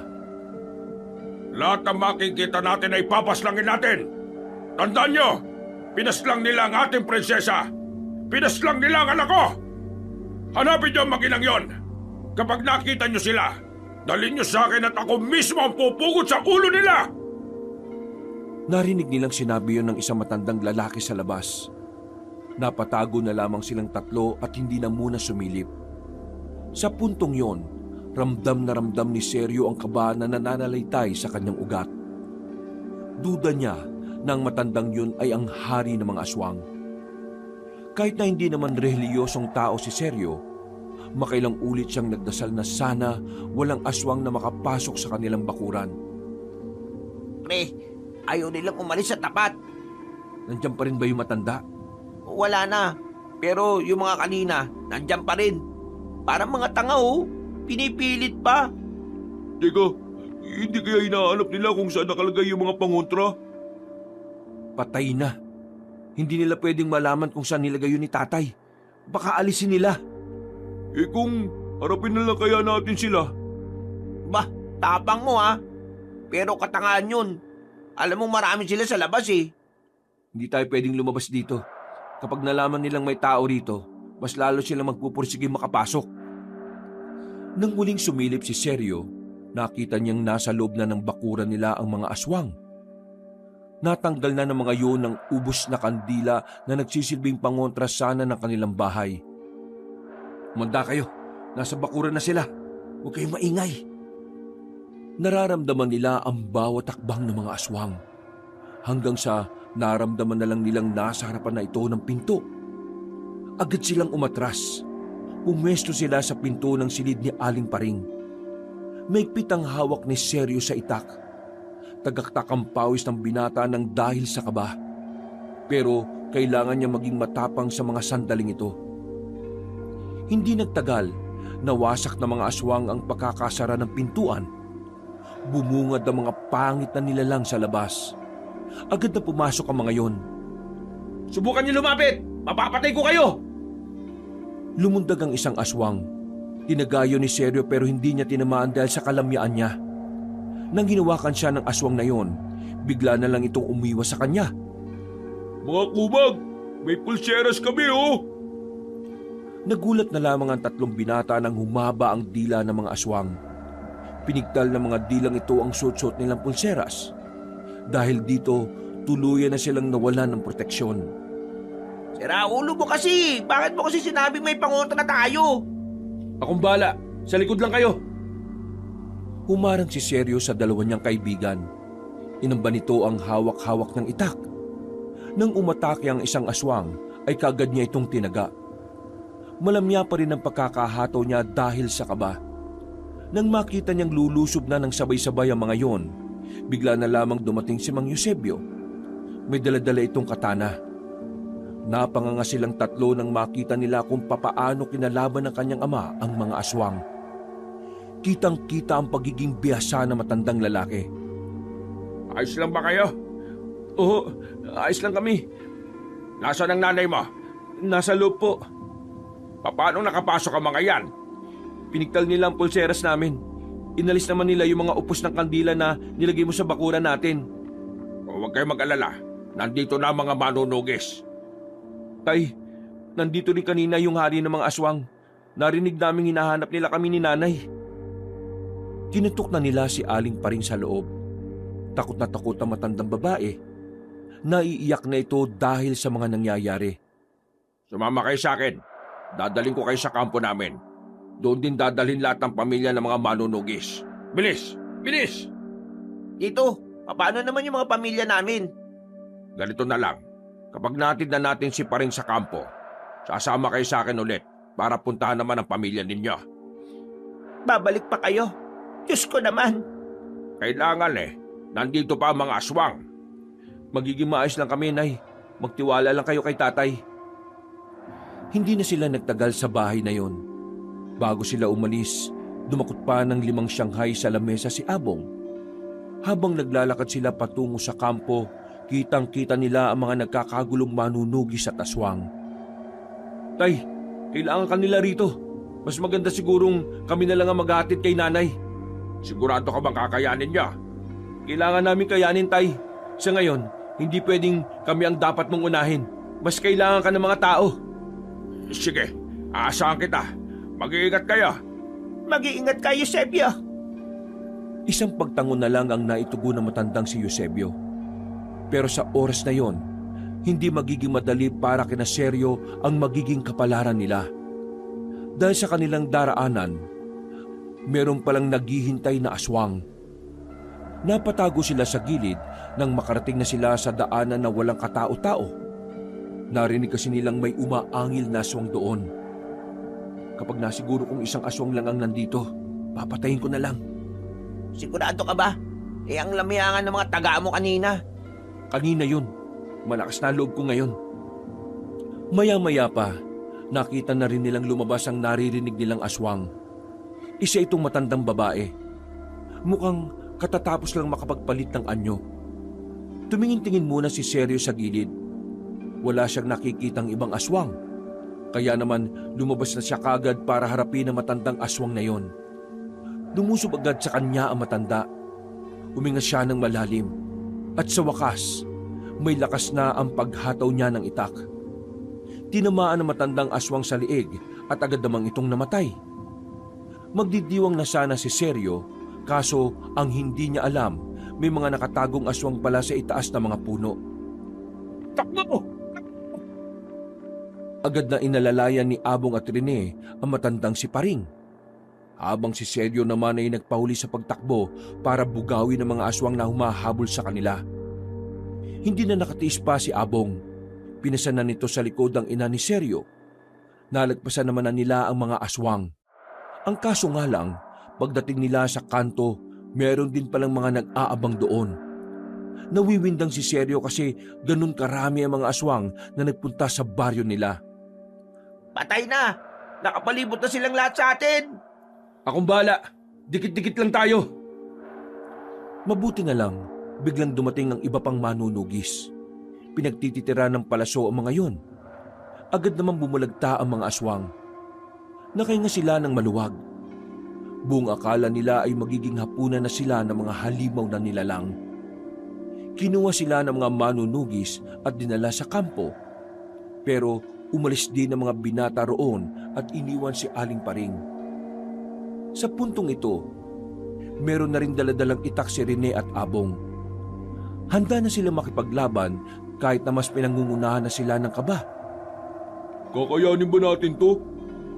Natatakot din ako, pero kailangan natin kayanin. Kailangan natin makarating sa pamilya nyo. Kasi kung hindi, baka mahuli na ang lahat. Teka, may aswang sa gilid-gilid!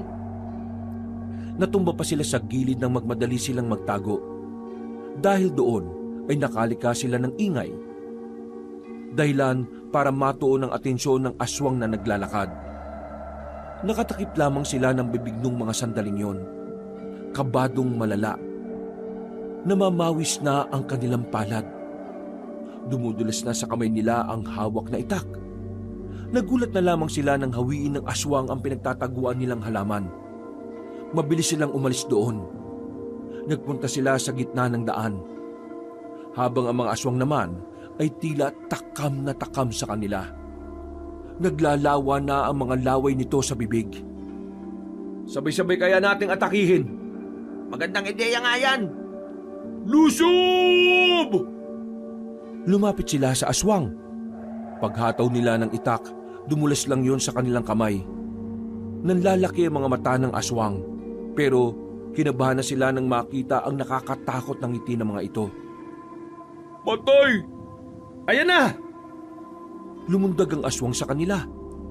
Mabuti na lang ay nakailag ang tatlo. Nang makakuha sila ng pagkakataon, sinipa ni Seryo ang aswang sa likod. Sinundan naman yon ng suntok ni Rene.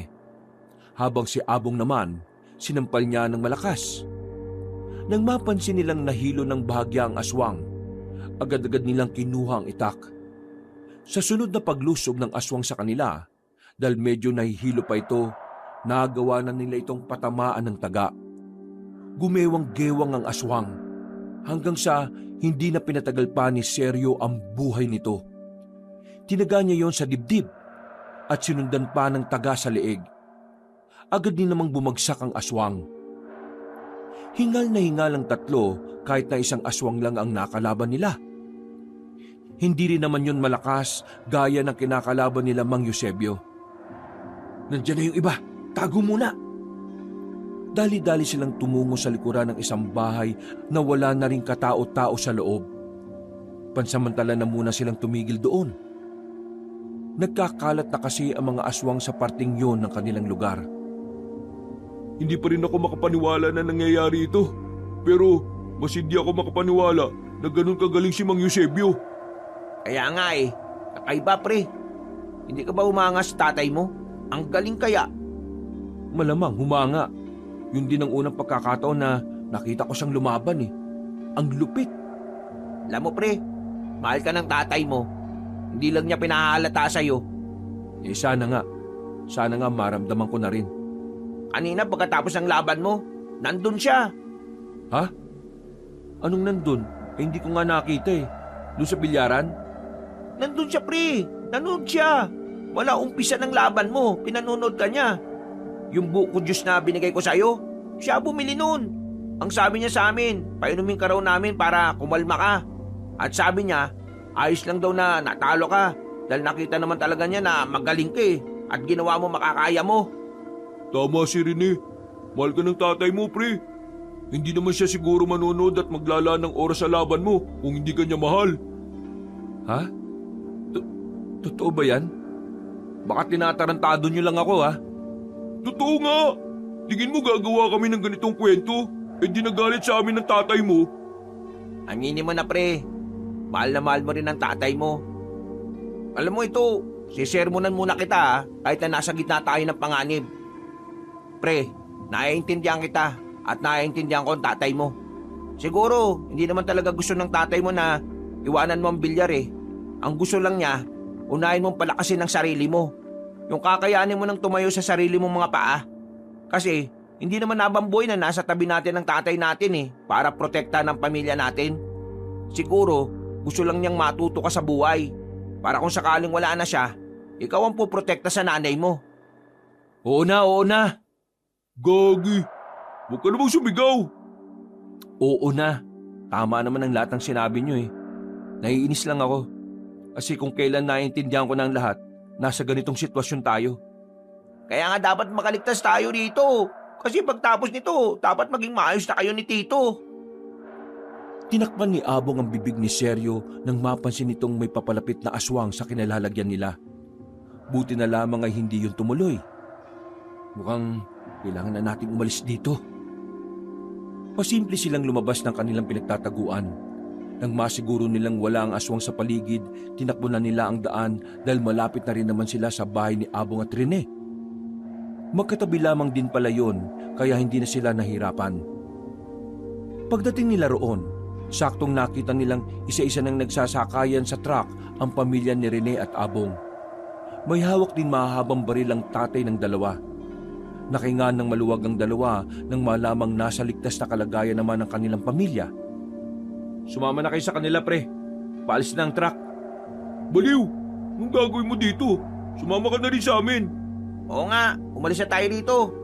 Hindi. Babalikan ko si tatay. Sasamahan ko siyang lumaban. Hindi ko kayang isipin na hindi ko nakikitang nasa maayos na kalagayan siya. Pero pre, mag-isa ka na lang babalik. Pambira ka naman oh. Bahala na. Basta kayo, umalis na kayo. Sumama na kayo sa pamilya ninyo. Sige na pre, pakiusap.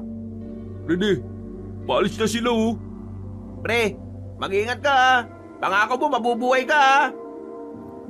Ngumiti na lamang si Seryo. Agad namang umalis ang dalawang binata sa truck.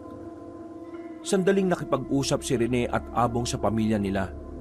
Pero napakamot na lamang sa ulo si Seryo nang makitang bumalik ang dalawa at tuluyan ng umalis ang truck. Uy, pambira naman. Bakit ba kayo bumalik? Nagpaalam na kami sa kanila pre. Hindi ka namin kayang iwan eh. Hindi talaga pre. Ano bang ginagawa nyo? Pamilya nyo yun mga pre. Dapat yun ang pinili nyo. Makakaligtas na sila. Pero ikaw, nasa panganib ang buhay mo. Kaya sasamahan ka namin hanggang dulo. Oo na, sige na. Wala naman na ako magagawa eh. Balikan na lang natin si tatay. Hindi na sila nagsayang ng oras. Tumakbo na sila paalis. Tinumbok na naman nila ang daan. Mga ilang sandali lang, nakita na nila ang mga nagkakagulong aswang at manunugis.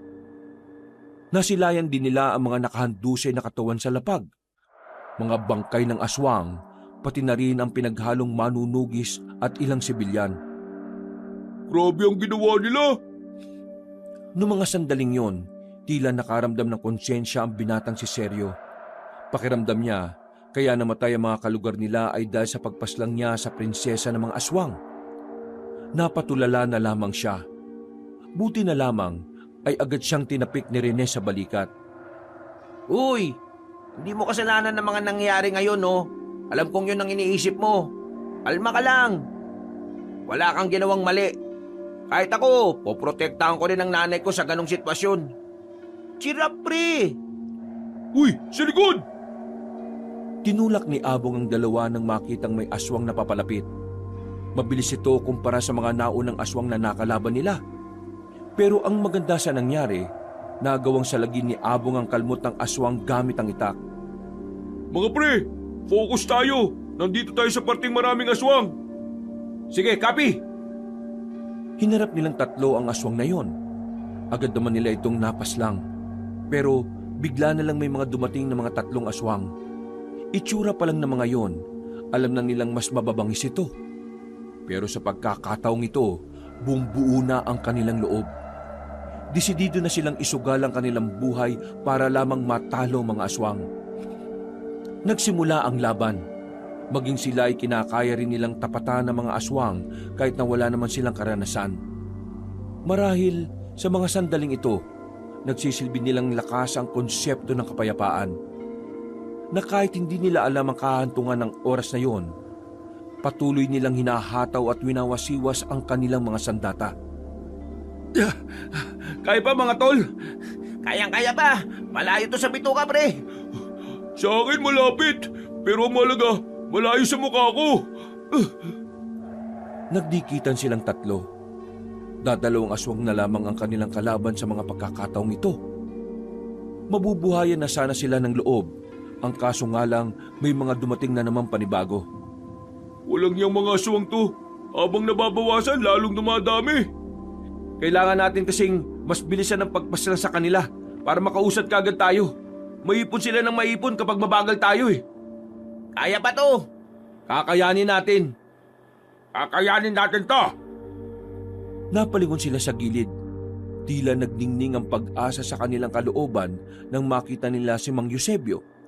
Kasama nito ang ilang manunugis na kagaya nila ay sugatan na rin. Ay! Magaling ang pinakita ninyo. Lalo ka na seryo. Lumapit si Mang Eusebio sa anak niya. Tinapik nito sa balikat ang binata. Sa unang pagkakataon, naramdaman niya ang pagiging proud ng kanyang ama. Nakalimutan na niyang nasa gitna pala sila ng labanan ng mga sandaling yon. Tila natuon lang ang atensyon niya sa tuwa. Lihim siyang napangiti. Hindi pa tapos ang laban. Wala pa tayo sa kalahati. Sa kasamaang palad nagsisimula pa lang tayo. Kaya ihanda niyo ang sarili niyo, ha? Mas magiging madugo mga susunod na sandali. Ayos! Ngayong nandito na mga kasama natin, tingin ko, mas gagaling na ako. Tay, panoorin mo kung gaano ako kagaling. Malamang magaling ka. Sino bang tatay mo? Pumorma na sila nang makitang naghanda na rin ang mga aswang sa kanilang paglusob. Hindi nagtagal, dinumog na sila ng mga yon. Nang makita nila seryo kung gaano kahuhusay ang mga manunugis, tila nakadagdag yon ng kanilang moral. Lalong-lalo na si Seryo na manghang-mangha kung papaano kumilos ang kanyang ama. Oh, kala ko ba ipapakita mo sa akin ang galing mo? Ano na? Maghintay lang kayo, tay! Biglang umabante ang binatang si Seryo. Hinarap nito ang mga aswang na parang walang nararamdamang kahit na anong takot. Ginaya nito ang galaw ni Mang Eusebio, bagay na nakapagpamangharin sa ibang manunugis. Napatango na lamang sa kanya ang kanyang ama. Nang maramdaman niya ang pagpuri ng ama, mas lalo pa siyang ginanahan ng mga sandaling yon. Sa kanilang pagpapatuloy, tuluyan na nilang napuksa ang mga aswang na yon. Pansamantalang natigil ang labanan. Minabuti ni Mang Eusebio na tumungo na muna sa lugar kung saan maaari nilang gamutin ang iba nilang kasama na sugatan. Agad silang tumungo sa isang bahay na inabandona na rin. Malaki-laki yon kaya doon na muna sila nagpahinga. Habang ang iba namang walang galos ay nagbantay sa paligid. Seryo, tulungan nyo kami na asikasuhin ang mga sugatan, ha? Kailangan malinisan ang mga sugat nila. Marumi ang kuko ng mga aswang madaling may impeksyon ng mga sugat nila. Sige po, tay. Mga pre, tara. Naging aligaga ang tatlong binata ng mga sandaling yon. Marami-rami ang mga sugatan. Kahit na hindi naman malubha ang mga yon, mas inuna na muna nila ang mga yon kaysa sa sarili nilang mga galos. Makalipas lang ang ilang minuto, natapos na rin sila. Pinapasok ni Mang Eusebio ang mga kasama nilang sugatan, habang sila naman ang mga nasa bakuran. Nung oras na yon ay nalapatan na rin sila Seryo ng paunang lunas ang kanilang mga sugat. Umatras ang ibang aswang, pero hindi tayo pwedeng makampante. Hanggang ngayon hindi pa rin namin makita ang hari nila. Pwede na muna kayo magpahinga rito. Pre, dito na muna kami ni Abong para makapag-usap kayo ng tatay mo. Ha? Oo, sige. Umalis ang dalawa. Naiwan na lamang ang mag-ama sa gilid ng bakuran habang nagbabantay sa paligid. Narinig ni Seryo ang buntong hininga ng kanyang ama, pero nakita niya itong tila may saya sa muka. Napukaw ang atensyon niya sa pana at palaso na nasa likuran ng kanyang ama. Napansin niya kasi roon ang letrang Y sa buntot ng palaso. Ikaw? Ikaw yung may-ari ng palaso na yan? Bakit? Nakilala mo ba ang palasyo na to? Opo, yan yung ginamit na palaso nung pinana yung prinsesa ng aswang kaya ako nakaligtas eh. Kayo ba yun, Tay? Oo, ako nga. Nagro-ronda ako noon. Buti na lang, kilala ko ang boses mo kaya nahanap kaagad kita. Sandaling hindi nakapagsalita si Seryo. Hindi niya alam kung anong mararamdaman niya. Sa kanya lang napagtanto na totoo pala talagang may pakailam ang kanyang ama sa kanya. Hindi niya lamang yon napapansin dahil masyado siyang nabulag sa galit niya. Kahit na anong alitan ng mag-ama pa rin sila. Kaya walang dahilan para hindi kita iligtas noon. Tay, sorry po Sorry kasi lagi kitang inokontra. Lagi kitang inaaway. Nawalan ako ng galang sa inyo. Hindi ako naging mabuting anak sa iyo. At wala rin akong ginawang maganda sa buhay ko. Sorry talaga, Tay. Anak, lahat tayo biktima ng aswang. Nang mamatay ang kuya mo dahil sa aswang, na-trauma ang nanay mo. Nang dumating ka sa buhay namin, binuhos niya ang buhay niya sa iyo. Sobrang pinrotektahan ka niya. At dahil doon, lumaki kang nakadepende sa kanya. Napagtanto ko lang na wala akong dapat nasisihin kung bakit ka nagkaganyan. Ginawa lang naman ng nanay mo ang makakaya niya para protektahan at ingatan ka. Lahat nito dahil sa mga aswang. Kaya pasensya na rin kung nagagalit ako sa iyo kasi ganyan ka lumaki. May pagkukulang din naman ako. Masyado akong naging abala sa mga kung paano mabibigyan ng hustisya ang kuya Dodito mo. Nakalimutan kong may anak pa pala akong isa. Ay, maraming salamat po. Hindi niyo alam kung gaano ako kasaya ngayon. Noong ko pa ito dapat ginawa Pero bulag lang ako sa kagustuhan kong maging kasing tapang at tibay mo ako. Kahit na alam ko naman na may sarili kang buhay at kapalaran na gusto mong tahakin. Seryo, anak, kapag natapos na ang labanan na ito, gawin mo kung anong gusto mo. Huwag ka mag-alala. Susuportahan kita. Maraming salamat, Tay. Salamat po talaga. Oo, huwag ka magpasalamat. Kasi normal na ginagawa ng isang ama ang suportahan ng anak. Obligasyon ko yun. Ang gusto ko lang, ingatan mo ang sarili mo, ha? Hindi ako magagalit kung magkakamali ka o mabibigo ka. Basta ipakita mo lang sa akin na lagi kang may natututunan sa bawat paglalakbay mo. Magiging masaya na ako para sa iyo. Tay, gusto ko maging katulad niyo Gusto kong maging manunugis. Gusto kong lumakas at maging matatag. Pwede ka naman maging malakas at matatag kahit hindi ka maging manunugis. Ayaw kong sundan mo ang yapak ko. Ayaw kong malagay ang buhay mo sa panganib habang buhay. Pero gusto kong protektahan si nanay eh. Kayong dalawa. Kasi alam ko darating ang araw, ako na ang poprotekta sa inyo. Ngayon pa lang, ubusin na natin itong mga pesteng aswang na ito para hindi na darating ang araw na kailangan mong lumaban para sa amin. Gusto namin kasi ng nanay mo magkaroon ka ng mapayapang buhay kasama ang magiging pamilya mo. Inakbayan ni Mang Eusebio ang kanyang anak. Umakbay na rin si Sergio dito. Para sa binata, tila may nangyaring himala sa mga oras na yon. Sa gitna ng kaguluhan, madali nilang napatawad ang bawat isa.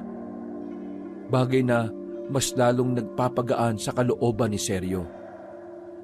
Sabik na siyang ipaalam sa kanyang ina na nagkasundo na sila ng kanyang ama. Lumipas sa mga oras, wala ng mga umataking aswang. Ang sabi ng iba nilang kasama na rumoronda, hindi na nila namataan ang hari ng mga aswang sa baryo. Umalis na rin ang ibang aswang. May tuturing nilang tagumpay ang laban na yon. Pero hindi sila dapat agad magdiwang. Batid nilang lahat na ang laban na yon ay magkakaroon pa ng kasunod. Ang laban na kung saan maari nilang ikamatay lahat. Kinaumagahan, tumambad sa kanila ang mga bangkay sa kung saan-saan. Umabot sa 30 katao ang namatay. Hindi naman bababa sa 70 ang namatay sa mga aswang. Inipon nila ang katawan ng mga aswang at inilagay sa malalim na hukay. Sabay-sabay nilang sinunog ang mga yon at nagsagawa ng isang dasal. Pagkatapos, tinabunan na nila ulit ng lupa ang abo. Dakong 8:00, inasikaso na nila ang mga may pinsala. Inilibing na rin nila ang mga taong namatay dahil sa madugong labanan na yon. Seryo, mauna na kayo sa kampo anak ha. Magpahinga na muna kayo ron. Aasikasuhin lang namin ang mga nandito. Pero, paano kayo? Susunod ako ron kapag maayos na ang lahat dito. Isa pa, hihintayin ko pa rin ang pagdating ng iba pang manunugis. Sige tay, hihintayin ka namin ni nanay ha. Tinapik na lamang ni Sergio ang balikat ng kanyang ama at saka naglakad na rin paalis. Nang dumating sila sa kampo, agad na niyakap ni Sergio ang kanyang ina. Naroon din ng ibang mga pamilya dahil tila naging evacuation center ang lugar na yon. Bakit kayo lang ang dumating? Nasaan ang tatay mo? Anong nangyari sa kanya? Nay, nasa maayos na kalagayan si tatay. Walang nangyaring masama sa kanya. Kailangan niya lang magpaiwan doon dahil inaasikaso niya pa yung mga taong sugatan at mga namatay. Ay, Diyos ko. Mabuti naman kung ganon. Ikaw, kumusta ka naman? May sugat ka? Ayos lang ako, Nay. Hindi naman malalayan eh. Kayo rito? Ayos naman ako dito. Mababait ang mga nagbabantay sa amin. Nay, nagkaayos na po kami ni tatay. Ha? Talaga? Diyos ko, mabuti naman kung ganon. Matagal ko nang pinagdarasal yan. Mabuti naman dininig na ako ng Panginoon. Nay, pagkatapos ng kaguluhan na ito, pinapangako ko, magiging masayang pamilya na tayo ulit.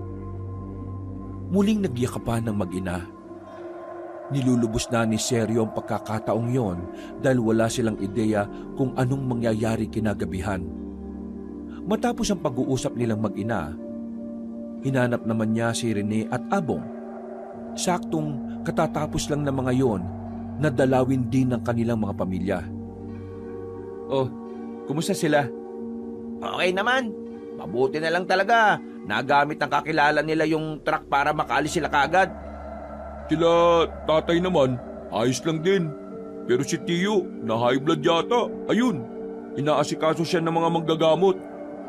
Ang mahalaga, nasa ligtas na lugar na sila. Mga pre, sasama ba kayo mamaya? Kasi ako, babalik ako sa baryo natin. Sasamahan ko si tatay. Alam nyo, dito na lang kaya kayo. Tatapusin natin to na magkakasama, no? Oo, nasimulan na natin eh. Sigurado ba kayo, pre? Mas mabangis na yung makakalaban natin mamaya. Hari na ng mga aswang yon. Di pa rin! Ako rin! Di pa rin! Mabilis na lumipas sa mga oras. Nagpaalam na rin sila sa kanilang mga pamilya. Kailangan na nilang bumalik sa baryo para samahan ng mga naiwang manunugis doon. Kasama nila Seryo ang mga bagong manunugis na dadagdag sa kanilang hanay. Ilang minuto lang, nasa baryo na rin sila. Parang naging abandonadong baryo na ang itsura ng lugar at wala ng mga tao sa kabahayan. Karamihan sa mga yon ay nag-alisa na. Wala na tayong oras. Kailangan na natin pumwesto. Paparating na sila. Seryo, sumama kayong tatlo sa akin. Mga kasama, ihanda natin ang mga sarili natin. Nalalapit na ang tunay na laban! Sabay-sabay na sumagot ang mga yon at tinawag na kapitan si Mang Eusebio. Tay, kapitan ka na pala? Nakita namin ang katawan ng kapitan namin kanina. Brutal siyang pinatay. Kaya ako nang ipinalit nila. Wala na silang sinayang na sandali. Pumesto na sila sa bandang unahan ng baryo. Nakaupo lamang sila sa likuran ng mga nakatambak na kahoy sa gilid ng bahay. Ilang minuto na nilang sinisipat ang labas, pero hindi pa rin nila nakikita ang mga aswang. Mas malakas na aswang na makakalaban natin. Hindi na sila nararamdaman ng langis na lana. Kaya mag-iingat. Walang lalayo sa akin, ha? Tito, gaano ba kalakas ang hari ng mga aswang? Mas malakas sa mga nakakalaban natin. Gabunan ng hari. At ang gabunan ang isa sa pinakamalakas na aswang. Matatalo naman natin siya, di ba? Oo, basta kailangan lang nating tibayan. Hindi nagtagal, naramdaman na rin nila ang presensya ng mga aswang. Kusang nagtindigan ng balahibo ni Seryo ng mga sandaling yon. Tingin niya dahil yon sa hari ng mga aswang. Hinanda na nila ang mga kasamahan nila nang lumitaw na sa tapat ang mga aswang. Pagsenyas ni Mang Seryo, nagpaulan na ng maraming palaso ang mga manunugis. Meron silang mga tinamaan, pero mas marami ang nakailag dahil maliliksi ang mga bagong aswang na nakalaban nila. Pagkatapos, nakita na lamang nila ang hari ng mga aswang na nasa bubungan ng bahay. Sinubukan nilang patamaan ng palaso yun, pero madali lang itong nakailag. Ubusin ang mga taong yan! Wala tayong ititira! Kumalat na ang mga aswang. Nagsimula na rin ang labanan sa pagitan ng dalawang panig. Habang sila Mang Eusebio naman, nanatili lang sa kanilang pinagtataguan. Naghihintay lamang sila ng tamang pagkakataon para harapin ang hari. Pero maya-maya lang, natagpuan na rin sila ng mga kalaban nila sa kinalalagyan nila. Napilitan na silang harapin ang mga yon dahil mas magiging alanganin sila kung hihintayin nila ang hari. Kalma lang. Isipin nyo lang na nag-iensayo kayo. Ayan na! Muling nakipagsagupaan ang apat kasama ng iba pang miyembro ng manunugis. Naging mahirap para sa kanila ang mga sandaling yon dahil maraming natatakbuhan at naaakyatan ng mga aswang. Kaya naman naisipan ni Mang Eusebio na umalis doon. Tumungo sila sa lugar kung saan malayo sa kabahayan. Nang sumunod ang mga aswang doon, nagkaroon na sila ng pagkakataon para makapalag. Focus! Walang lulutang-lutang! Munti ka nang mahagip si Rene at Abong. Buti na lang ay nasa lagito ni Mang Eusebio. Mas mabagal pala sila kapag wala silang naakyatan. Kaya natin to. Sumunod lang kayo sa akin. Haharapin ko ang marami. Umuna na si Mang Eusebio. Hinarap nito ang 7 aswang. Habang sila Seryo naman ay nasa likod lang para protektahan ang matandang lalaki. Kada lalapit ang mga aswang, nagagawa na nila yung patamaan. Bagay na kahit papaano, nakalalamang na sila sa laban na yun. Pagkatapos nilang pulbusin ang mga yon, muli na namang nagtindigan ng balahibo ni Seryo. Nararamdaman na naman niya ang presensya ng hari ng mga aswang. Sa wakas, nakita ko na rin ang taong pumaslang sa anak ko. Ikaw! Ikaw, binata ka! Kasalanan din ng anak mo kung bakit siya napatay. Kung hindi niya kami inatake at kung hindi niya pinagtangkaan ng nanay ko, buhay pa sana siya ngayon. Pinagtanggol ko lang ang nanay ko. Kahit sinong anak, gagawin yon. Pasensya ka na, iho. Pero hindi ako narito para malaman kung gaano mo kamahal ang nanay mo. Nandito ako para maningil. Wala akong pakialam kung ano ang ginawa ng anak ko. Bilang ama, gagawin ko rin ang nararapat para sa kanya. Ama rin ako, pero hindi ko kukonsintihin ang anak ko kapag meron siyang ginagawang mali. Kasalanan mo bilang ama kung bakit siya namatay. Alam mong may problema sa pag-iisip ang anak mo. Hinayaan mo makalis. Manahimik ka!